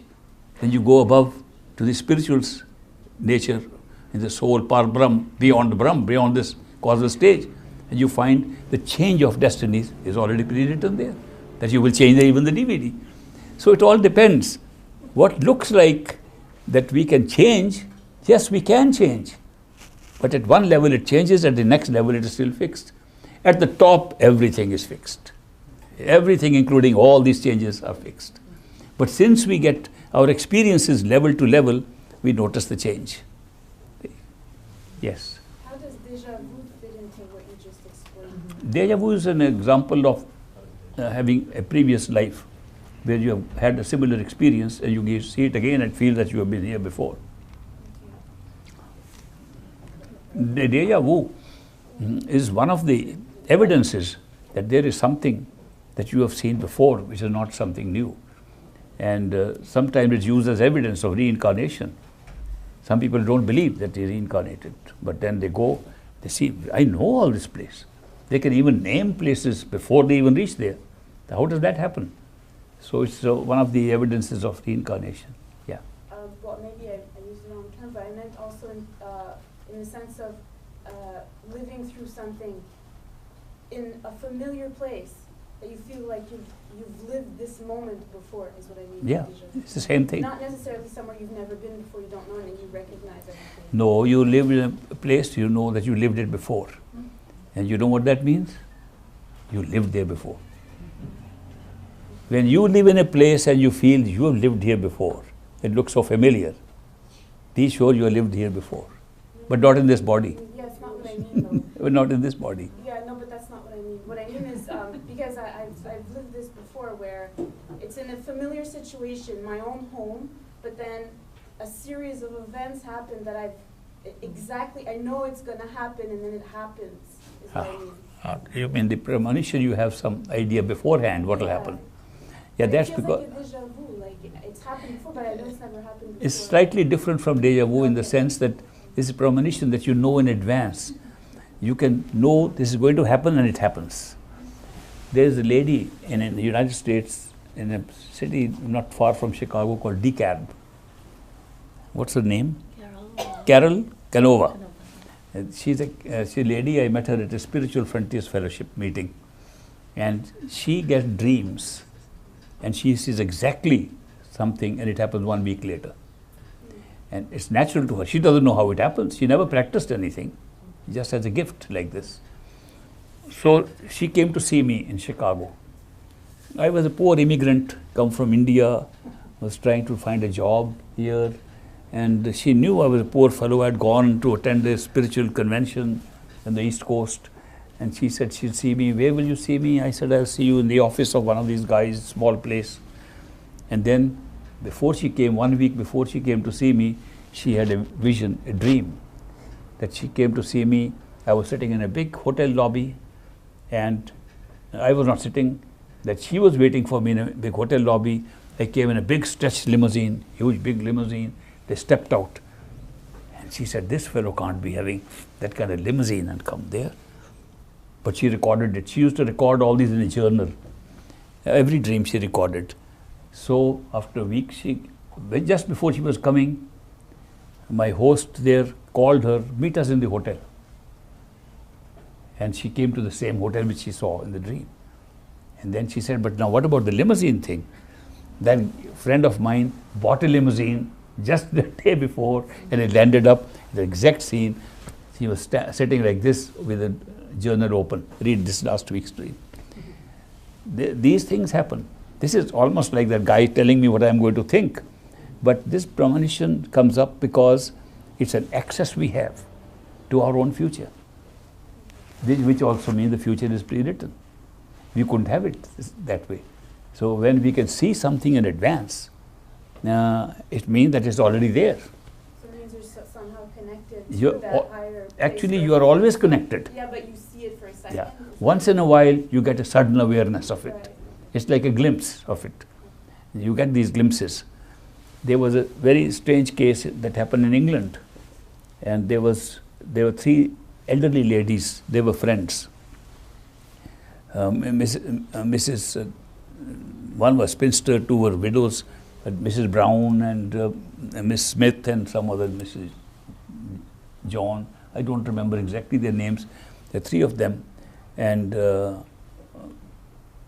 Mrs. Brown, no, Mrs. Smith, one of them died, and the other lady saw the obituary notice in the newspaper, and she was very sad. So she called the 3rd lady. You know, our friend died this morning, and died last night, and there's in the newspaper an obituary notice. And she said, what are you talking about? I just had coffee with her. I just come from her house and had coffee with her, and you were saying, don't try this kind of prank on her. No, it's in the newspaper. Right here, I can see it.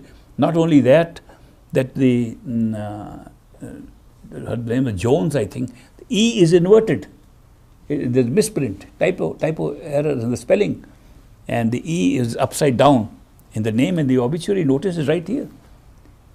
She said, don't worry, I'll come and have some coffee or something, stabilize yourself. And I don't think she's alive. So she comes to her house and says, where in the paper does it say? And she opened the paper, and they see every page there's no obituary notice. This woman saw it. I saw it with my own eyes. He said, you know, we are getting old, so we have to be a little careful of these things. She said, no, I saw it with my own eyes. That night, the woman dies. Next morning, obituary notice appears with the E upside down. She was able to see it 1 day earlier. These things have happened. Many people have had these premonitions of the future events, and they get to know it in advance. But it's just a glimpse. It's not a practice or something. It just happens by itself. Enjoyable. Better. Wouldn't it? Of course. So why would I want to, if it's going in steps, it's not No, progression. I wouldn't want to go there. I am very happy, but I am happy because I know about it. It's not necessary to go there to get your happiness. Okay. It's a big issue, by the way, even amongst mystics. We say that we are going higher and higher. That's a mental thought. These levels are not placed one above the other. They are placed one within the other. So that's one big mistake. But we are so used to the mind evaluates. This is higher. So we physically want to see it higher. We create a hierarchy, one above the other. Now we are physical, then we'll go up here, then we are ascending somewhere. We are not ascending anywhere, we are going into higher and higher awareness of our own self within. We don't go out, first thing. Second, which is better? To be in the astral plane with no free will, or in this plane with a feeling of free will? I think this is better. Which is better? An astral plane with no free will and sharper sense perceptions? Or is it better here with much less perception, but a feeling of free will, or the causal plane where everything is predetermined? This is better. Then if this is better, where is it better than this? The top, not an intermediate stage. Therefore, according to me, the next to the Creator, the very best form to be in is a human being.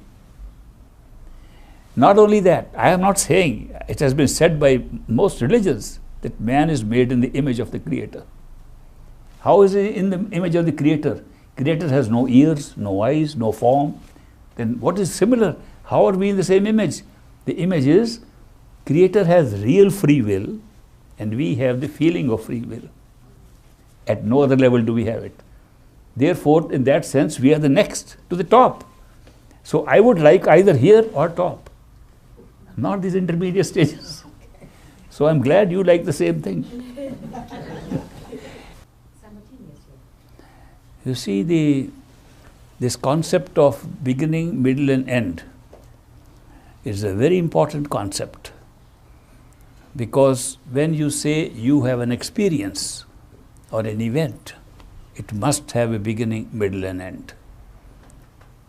You are having a time frame which has no beginning, middle and end. You have a space in which events can take place with no beginning, middle and end. And yet every event here has a beginning, middle and end. According to the Hindu tradition, they believe the entire creation is governed by beginning, middle and end. And they call it Brahma, Vishnu and Shiva. Brahma, the creator. Vishnu, the sustainer of the middle and the end. So beginning, middle and end is part of every experience of ours, no matter where. But the experience is taking place in a stage which has no beginning, middle and end. Even in the physical world here, there is no beginning of space and there is no beginning of time. There is no end of space and there is no end of time. They are both infinite. And yet every event taking place here, including the construction and building up of the whole universe, whether you believe in the Big Bang theory or not, or believe in any other theory, it's all got a beginning and a middle and an end. Every star, every planet has a beginning, middle and end. Every human being, every fact, every experience has a beginning, middle and an end. And yet it's taking place where there is no beginning, middle and end. So how does this work? How was it created? If you study these different levels of creation, you find that the whole concept of beginning, middle and end is an intermediate concept starting from the causal plane. It doesn't exist above that. Above that there is no alpha and no omega at all. Where we are spiritually, our home has no alpha and no omega. There is no beginning, no middle, no end. Which makes it a very wonderful study of spirituality. Because when we say the Creator, He one day created the universe, we are disqualifying Him altogether. Because we are assuming that one day existed prior to Him or prior to creation. That's not true. When does the Creator create this universe? Do you know when He creates this universe? In only one single period called now. Have you ever heard of this? What is now? Have you ever examined what is now? Can you imagine we are all sitting here in now? We are not sitting here a minute ago. We are not sitting here a minute later. We are always sitting here in now.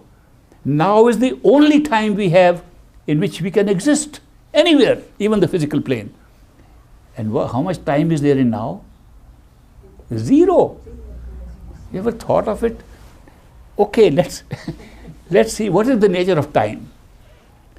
And that's very important, because at every level of experience, the nature of time will change. In this physical time, what we experience is what we call past, present and future. That's all. Time is only past, present and future. Let's examine these three things, what they are. What is present is now. 1 nanosecond later, it's past. We can't live in the past. We live in the present. The past has gone. Future hasn't come yet. Therefore, we are living in a timeless state. Right now here. And we think we are living in time. What makes us have this big blunder about our own self? That we consider the recent past as present. Then now I am doing this, I've said these words and I still think I'm in the present. That was past. We are all living in the past right now. Because now has no time. If we are living in time, we are living in the past. There's no question about it. Every nanosecond that passes is pushing us into the past. Now, nobody can live in the past. We can only live in the now. How do we feel we are living in the past? Memory, recall. That's the only way to live in the past. If you remember something that happened and relive it or think of it, you are living in the past, but you think it's now. Therefore, we are really living in the past through memory. And when are we living? In now, which has no time. What about the future? Future should be coming. Well, look at 3 words in the English dictionary. Hope, fear, anticipation. Take them out, there is no future. Do you know, if we do not hope, there is no future. Do not fear, there is no future. If we don't anticipate, no future. They are the same thing. Anticipation is neutral, fear is negative, hope is positive. But they are all anticipation. Now, when do we anticipate? When do we hope, fear? It takes time, it's in the past. All hope, all fear is in the past. Because now has no time to hope or to fear or to anticipate. So, what we think is present is past. What we think is future is past. What we think is past is past. So it's all past. Now, if it is all past, how can anyone live in the past? The only way to live in the past is through recall and memory. So therefore, we are replaying in a timeless state, a replay from the past. Now, to create a memory, there has to be some event must have taken place somewhere where there was time. Otherwise, how can you have a past? Where did that happen? How come a life has been created for us and there was no time? We are living in a zero time, in a now, and the past has been created which we are recalling. So either some events have taken place where there was real time, and we look up in the physical world, there's no real time, it's all now. We look at the astral world, there's no real time, it's now. We look at the causal world, there's no real time, it's now. There's no real time anywhere. Then where did this memory come from? The memory was stacked separately in the causal plane. What we think is life and we call destiny is merely picking up a cassette of a memory, a DVD of a memory, and we play it out and call it life. That's what's happening right now. You want to check it out, what I'm just saying? Go there and check it out. You'll find we pick up our own destinies. Why did we pick up some messy destinies? If we had a second chance, we don't think we'll pick up this destiny. No, you try it out, more likely you'll check up the same destiny again.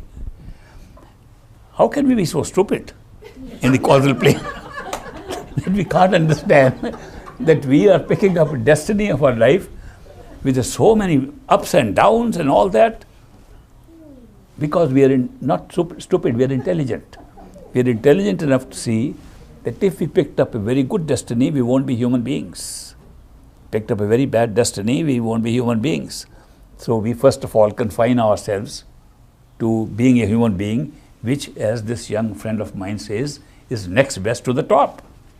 So we pick up that which is a combination of good and bad. So here we get confine ourselves to the best, most intelligent guesswork to pick up that. So then we say, is there any escape from this? Or is it just a trap? If we pick up a destiny which seems to be an endless continuous life here, we don't want to have that. We want to have an escape. And then we find if we pick up this destiny, then after playing so many lifetimes, because each is connected with the other by karma, at that time we find a perfect living master, we have made an arrangement to escape. Okay, so what if we have some messy stages in the beginning? At least we have got an escape route at the back. Let's pick it up. I think we did a very good, intelligent job. That's exactly what we did. So, next time go and see what life you'll pick up. More than likely, you will pick up the same again. Because of an advantage at the end of the show, And you will say, after all, it's dream-like anyway. It's not going to be real, it will look real. And when it looks real, it's fine, it's good enough. And therefore, you pick up the same destiny again. This game is going on all the time. That's how we are here. And the proof of all these things that we talk theoretically like this is to go within and check it out. That's exactly how it's working. It's a perfect system, according to me. If you see the whole of the system, you will not be able to make any change in it. It's so perfect. But when you see a small part of it, it's imperfect. So that's why if you go to every stage, to the top, and stay in this body, how can one be in a dream body, in the physical world, and get to know all this stuff? How is it possible that you sustain your being, your body here? If you really, these stages were so dreamlike, you have a dream at night and you wake up, that dream body disappears. You woken up, you created it for the dream. How come you can sustain this body and have all those experiences? The reason is, this is built into the system, physical system. Built into the physical system, that within this physical body, you can have experiences which don't belong to the body. And those are by installing in the physical body these centers of energy and centers of awareness. So when we touch a center of awareness, we are not leaving the body. We are touching the center of awareness and having all the experience. It's like having a glimpse of the real thing, but without going away from here. That's the beauty of this meditational practice, that you stay in the body and you may become totally unaware of the body, but you're connected. The body does not die, does not disappear. It keeps on functioning while you're having all these experiences. So that is why I would rather say that you have glimpses of the reality, of the higher realities. You don't leave the system. You still are here, but you are able to see all those. If you just jumped off, the body will disappear and the world will disappear. You don't do that. You only do that when you physically die, then this world seems to end. You seem to withdraw. You know, when death takes place in the human body, what is the experience of a person who is dying? Very few people can speak at the time of death. It looks like they lose speech.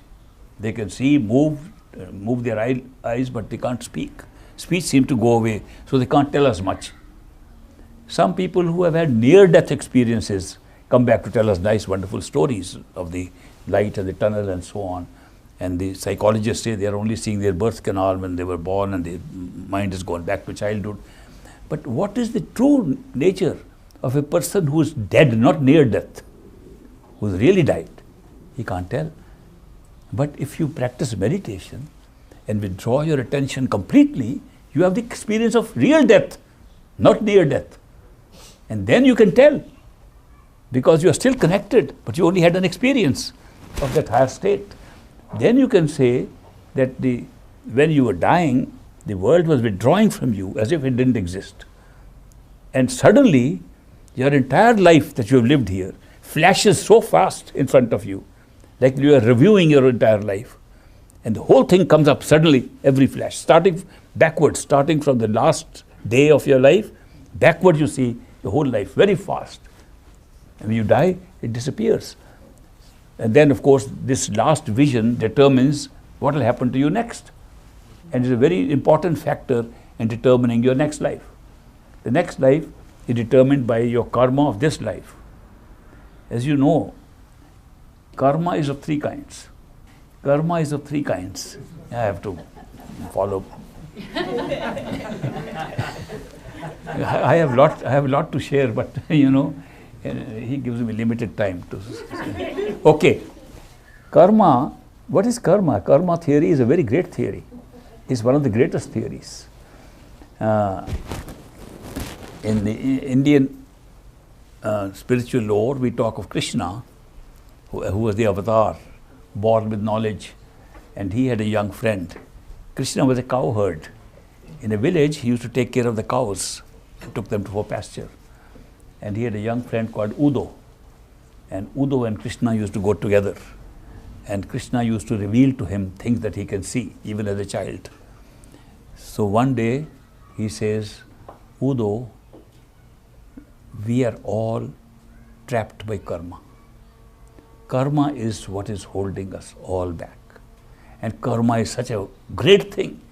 It's so wonderful. It's such a tight and wonderful trap. Nobody can get out of it. And then he explains that karma creates our experience, even changes our form. We can become an animal, an insect, a tree, by our own karma. And then he points out to an ant crawling there in the forest. He says, Rudo, look at this ant. Looks like a little insect. This ant has twice been Indra, the lord of one of the big heavens, once Brahma, the creator of this universe. And he is an ant because of karma. Karma does not spare even Brahma, the creator. Does not spare anybody, because in the law of karma, there is no place for cancellation of karma. You do a good thing, good karma, you are rewarded. Immediately after that, you do a bad karma, you are punished. It does not mean that you do another good thing and you cancel out the punishment. You'll be rewarded, punished, and stay on here forever. You could even be responsible for such a nasty thing you did that you are entitled to hell for 15 days after death. Or you could have done such a wonderful charity work for people, you deserve heaven for 15 days. What will happen? You go to hell and heaven both for 15 days. It doesn't cancel each other. So it's a very tight trap, this karma.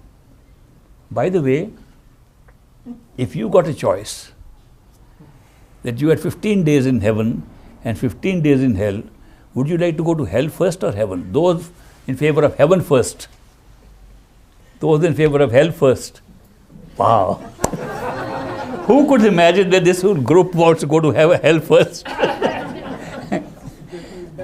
It's interesting. Because normally when I take a ballot on this question, generally pretty close to 50-50. But this group is more hellish, I think. Those who want to go to hell first say, if we go to heaven first, the thought of hell will make it hell also. And those who want to go to heaven first say, if we go to heaven, maybe we can avoid the hell anyway. So there's an argument for both.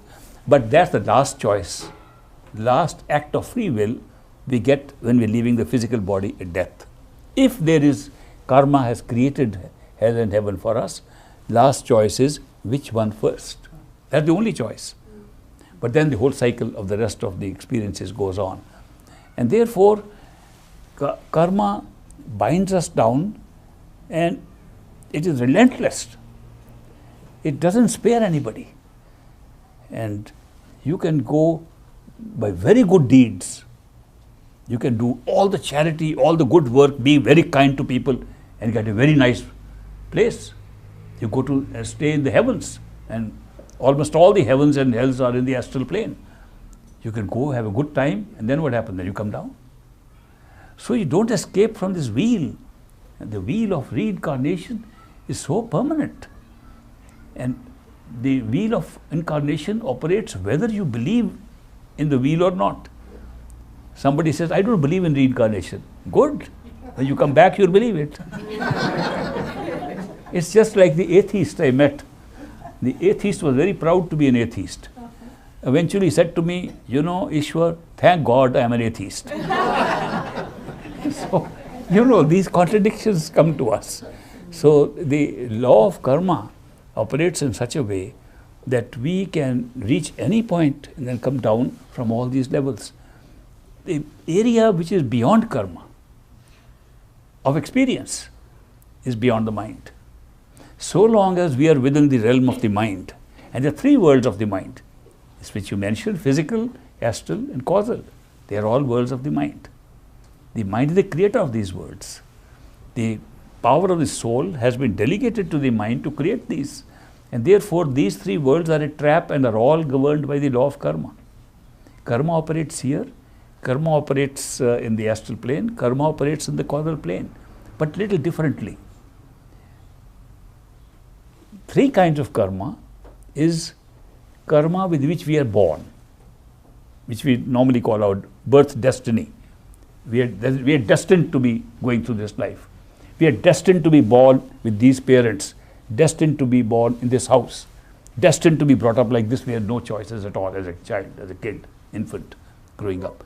Then we are destined to have accidents, we are destined to have illnesses, we are destined to have meetings with people, destined to meet strangers, destined to have relationships, destined to die. All these events of destiny are prefixed. You have no choice, you don't do anything about it. They just come. Then in between these events is free space where we have to make choices. And then we use what we think is our free will. That's a real experience. We feel we have free will, so we make choices. When we make a choice, a free will, we create a karma. We don't create a karma when we are living our destiny. It's already made. We only create karma when we use free will to make a new decision. And not a sudden decision to react to something is not karma. It's old karma. You hit somebody by accident, it's not a new karma, it's old. You never had a choice. Only when you have choice, not only choice, when the choice goes to the point that you have a choice to go between two alternatives. Not in Hobson's choice where you only can make one choice. That's not karma, new karma. Karma is created when your mind deliberates and says, should I do this or that, and you that. That's karma. Now you create a new karma which will lead to a destiny in the future. The karma you are born with, we call it in our Indian literature as pralabdha. Pralabdha is what we are born with. The new karma you are creating by your free will is called kariman. So there's pralabdha, there's kariman. Now these two in combination keep on running our life. Our whole life is consisting of only these two. But supposing you make too much kariman karma and it can't be accommodated in one life, where does it go? Because we are very experts now in creating kariman karma. All the time we make decisions and create karma. And we don't even know how much we are creating. We create so much that we can live several lifetimes with it later on. So where does it go? It goes into a reserve kept in the mind. It goes to a reserve we call sinchit karma. Sinchit is the reserve. The reserve is being filled up. For a long, long time, we have been filling up our reserve. So supposing somebody says, I am going to lead a karma-free life, which can be led. If you are really serious about it, you can have a karma-free life or a low karma life by doing what is called living in the will or going with the flow. People say, go with the flow. What does it mean? I don't see people living by it, but they say it. They tell me also, go with the flow. Do you know what go with the flow means? Don't use your mind. Just go with the environment and whatever happens around you, what circumstances tell you, what your intuition tells you, go with that. If you really live only with your hunch, without thinking of making decisions, and live in the will and accept whatever comes, you are really leading a very low karma life. So one can, and there are people who live in that, and they think it's a great spiritual practice to live in the will of whatever is created. So when they do that, the trap is such that they have so much sinchit karma, from that you can kick up a new life again. So people are trapped, even those who are trying to find many ways of liberating themselves. These three worlds of karma are a very big trap. The only way to get out of this trap is to ascend above these, to go beyond the mind.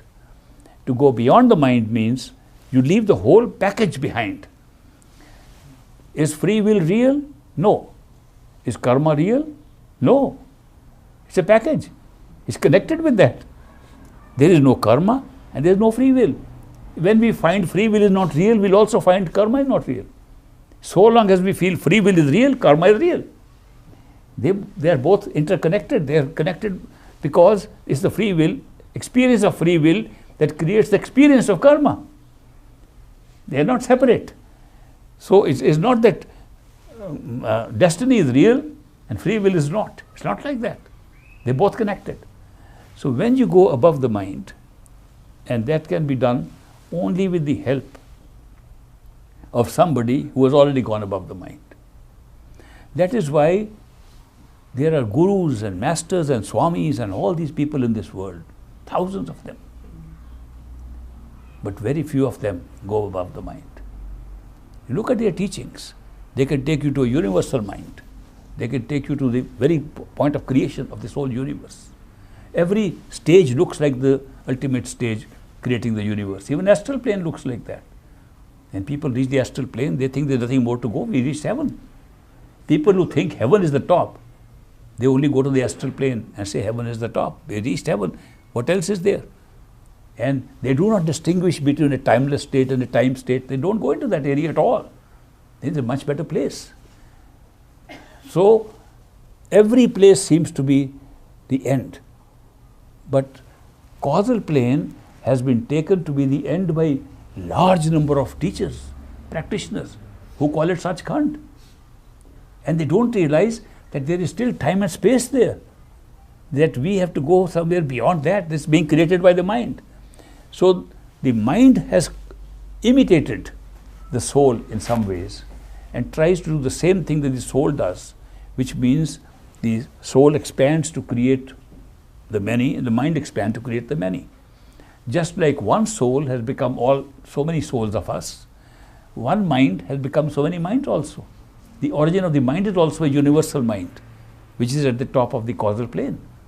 So most of these masters and gurus have taken us to that place, but we are still in the trap of karma, and we still circulate around. A perfect living master is one who has gone beyond the mind.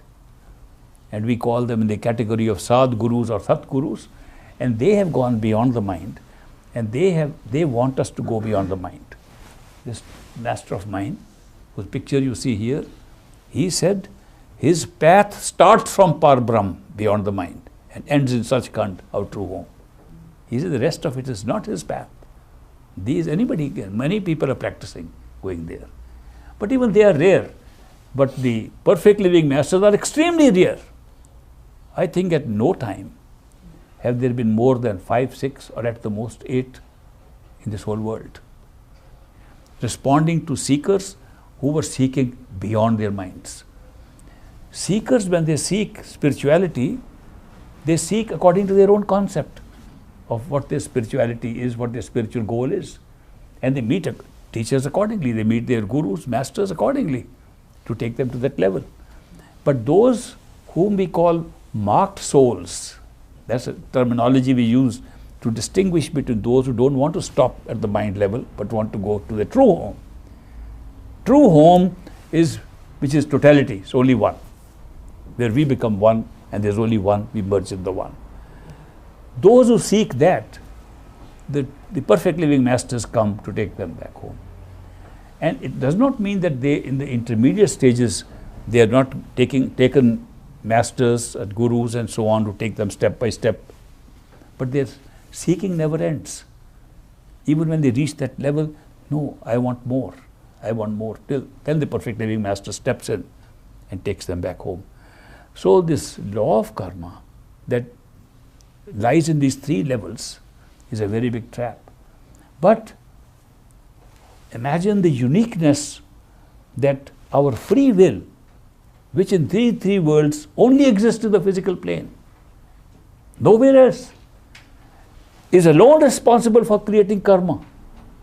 What about the rest? It's all paying off karma. Every other form of life, whether in the physical world, you could be plants. They said the soul can manifest on the physical world in 8.4 million species, according to one of the texts, old text in India. 8.4 million, 84 lakhs. And out of those, more than half, about 5.6 million is in the plant kingdom alone. And therefore, goes on. But the last category mentioned there is, which is only 400,000. In 400,000, the human being steps in, and angels, gods, goddesses, guardian angels, they all come into that. Those who are here, as well as those in the other levels, are also included in that list. So you will see that the human being is a very small minority in the forms in which souls have been manifested here. And yet, in that little small slot of life that we have, we create enough karma to sustain the whole universe. We create enough karma to create destinies for everybody. We are very quick in creating karma. We create karma all the time with the help of our mind, with the help of our thinking, with the help of our belief in the free will. We create karma all the time. And we pile it up, and it's enough to sustain this universe forever. So it's a very big trap. Perfect living masters tell us a way to go above it. Otherwise, the universal mind looks like an end that you can't go beyond. So that's why it's very rare. If we seek to go beyond the mind, if we say, I'm done with karma, a seeker who is only wanting a better rewards for his karma does not go anywhere. He only gets better reward. Somebody says, I do a lot of good work, I do charity, I do this humanitarian work for other people, and I'm sure God will reward me. Sure, God rewards that person and gives a much better place, even takes that person to heaven. And after that term, okay, you did very good work, 60 years in heaven, now go back. So when you see how we live here is that we think there's a lot of time ahead of us. But once it's passed very quickly. Look at our human life. A child grows up and wants to be grown, big up. That's the only time one wants to be old. You know, a child loves to be old and wants to even jump ahead. If a child is 9 years old, say, I'm 9.5, going to 10. Nobody says I'm 36.5. What happens? Something changes. At the end, you're only looking back after 80, and I know it from personal experience, after 80 we keep on telling the old stories over and over again, which I do, as many of you know. So this whole idea of time passing is that we think we have a lot of time. And when that phase passes, it's passed very quickly. We didn't have enough time to do things. At the time of death, in a human form, we say, oh, I could have done that, I could have done that. These regrets, I could have done that, are the creators of our next karma. The last few wishes at the time of death are the most profound and have the best effect on what you're going to do next. Because you can pick up any kind of life from the Sinchit, from the reserve. In Mahabharata, that's one of the epic stories where Krishna comes in to give his discourse in the Gita. In Mahabharata, there is a blind king. Dhritarashtra is a blind king, and he has the capacity, because of his training, to look at past lives. So he looks at the past lives to see, what did I do that I'm born blind? And he looks back at 100 of his previous lives, and finds he did nothing to be blind. So he gets surprised. And he asks Krishna, Krishna, you say that we only get these things, blindness and all, because of our own karma. I've looked at 100 of my past lives. I did nothing to be blind. How am I blind? Krishna says, look further back. In 106th life of yours, you tore out the eyes of a person when you had the power, and you became blind now. He says, after so long, where was that karma sitting? It was sitting in the Sinchit, the reserve. So the Sinchit is so packed with our own karma that we can constitute a life picking up elements from anywhere. A fresh life is not made from just one previous life. It's not like that. Elements are picked up from any number of lives to make one complete human life or any other kind of life.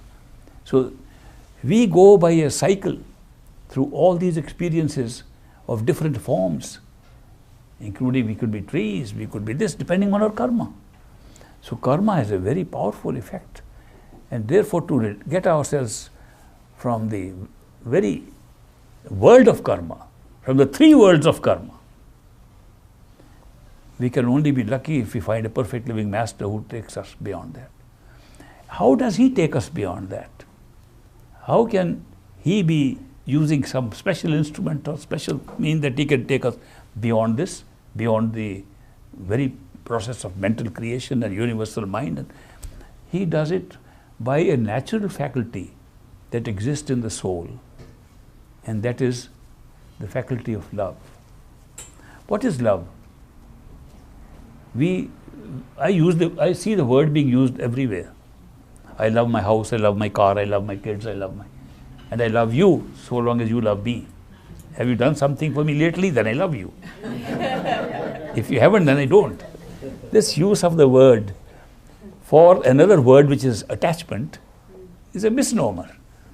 You see, I should say I'm attached to my house, I'm attached to my dog, I'm attached to my car, and I'm attached to you also. That's correct. But when we say I love you, it is not love at all. Why? Because when you say I love you, look at what the mind is saying. Mind is saying there is I, there is you, and there's something happening between us called love. That's attachment. Who are you experiencing when you say I love you? You're experiencing I first. Then you're experiencing little bit of love and you. Isn't it an egoistic trip? When the I is most prominent and the I is holding your attention and I love you, I did this for you, I did that. Is the I becoming more important? It can't be love. What happens in love? I, the ego, takes a backbencher. You occupy my awareness to such an extent, I can't think of anything else. Love identifies with the object of love. Love identifies you with this beloved. You can't think of anything but your beloved, then you are in love. Love takes away the I. In love, you don't say I love you, you say you. You can't think of anything else. There's a clear distinction between love and attachment. But we are calling our attachment as love all the time. So, where do you experience this love? You really experience this love with your soul, not with your mind. You can't think into this kind of love, no matter how hard you think. But you can experience love because you are spiritual right from the beginning, it just comes. So long as you have a soul, you are a lover. You love and you like to be loved. It's automatic to the soul. Therefore, these perfect living masters do not operate from the mind. They do not operate from the three worlds. They operate from the area where love is so powerful. And they employ it right here. It's not that we have to go to Parbrahm to see love. Love is here. All the experiences are already here. And we get glimpses of them from time to time, including love. So love is so natural to us. It belongs to the spirit. It belongs to our soul. That the masters touch that to take us beyond the law of karma, beyond the three worlds. Because the three worlds don't contain it. It belongs to Parbrahm, to the soul and beyond. So that is why you will notice that a perfect living master comes in our life and teaches us. He becomes a teacher. Though frankly, he has not come as a teacher. He doesn't want to teach anything. We want to learn from a teacher. It's our requirement, not his. A perfect living master came, here's a marked soul, I'm taking him home. Okay, what next? Master, I want to learn how to go home. Okay, I'll teach you now. Then he teaches to satisfy our mind, teaches to satisfy our body, teaches to satisfy just what we have here. We can't see anything beyond. He teaches, and then ultimately we forget about the teaching. We fall in love. And he draws us with unconditional love, a love we haven't experienced. Because all love that we have experienced was attachment with conditions on it. And here is unconditional love flowing. At the end, as we make progress on the spiritual path, we find nothing else matters except the love we are experiencing. Love is the answer to all our things. We never realize that. And then love pulls us beyond the mind, because it originates from beyond the mind. Therefore, the method, the modus operandi of the perfect living masters is different from all other teachers who teach what the mind wants and they give you what the soul wants. And they ultimately, the distinction is that you can be under the training of a guru who is only gone to the causal plane. He'll give you rigid discipline, do this, do that, don't do this, don't do that, follow this, strict discipline, stay in the ashram, stay there. And gives you guidance strictly on discipline which the mind likes. It may dislike, but says, I have to follow it to achieve something. Love is lurking behind somewhere. It's not being pulled by that. But when you meet a perfect living master, the experience of love overwhelms you and makes all this unnecessary. You start with struggle, teaching everything, and end up relaxing in a state, bathing in love. You feel it's not like surround sound, it is surround love all around you. And that's the experience you have with a perfect living master. It's quite distinct from experience with most of the teachers. And I've gone through several layers of these experiences with different teachers in my own life. So I know the distinction. One is for the mind, the other is for the soul. Soul wants love more than anything else. The other thing is, the soul not only has love, it also has the capacity to know without thinking, which we in common terminology call intuition. What is intuition? What is this gut feeling we get suddenly with no thought? Where does that come from? It comes directly from our souls, not from the mind, not from the senses, not from this body. So at least we have some indication right now that we are having experiences of the soul, spiritual experiences. All experience of true love, true intuition, true enjoyment of joy and beauty and bliss is spiritual. Mind does not create it. Therefore we know, right here sitting now, we can know what is spiritual, what is not, what is mental, what is spiritual. Most of our life is led mentally. Once in a while we go spiritual. But when we are with a perfect living master, the spiritual overtakes the mental. And eventually nothing remains but our spiritual relationship through love, direct knowledge through intuition, and the enjoyment of bliss, real bliss, which is because we have seen the area of duality and we're moving into the area of bliss which has no duality. That's the whole spiritual path. Thank you very much. We'll have a break. Thank you for letting me have a little more time.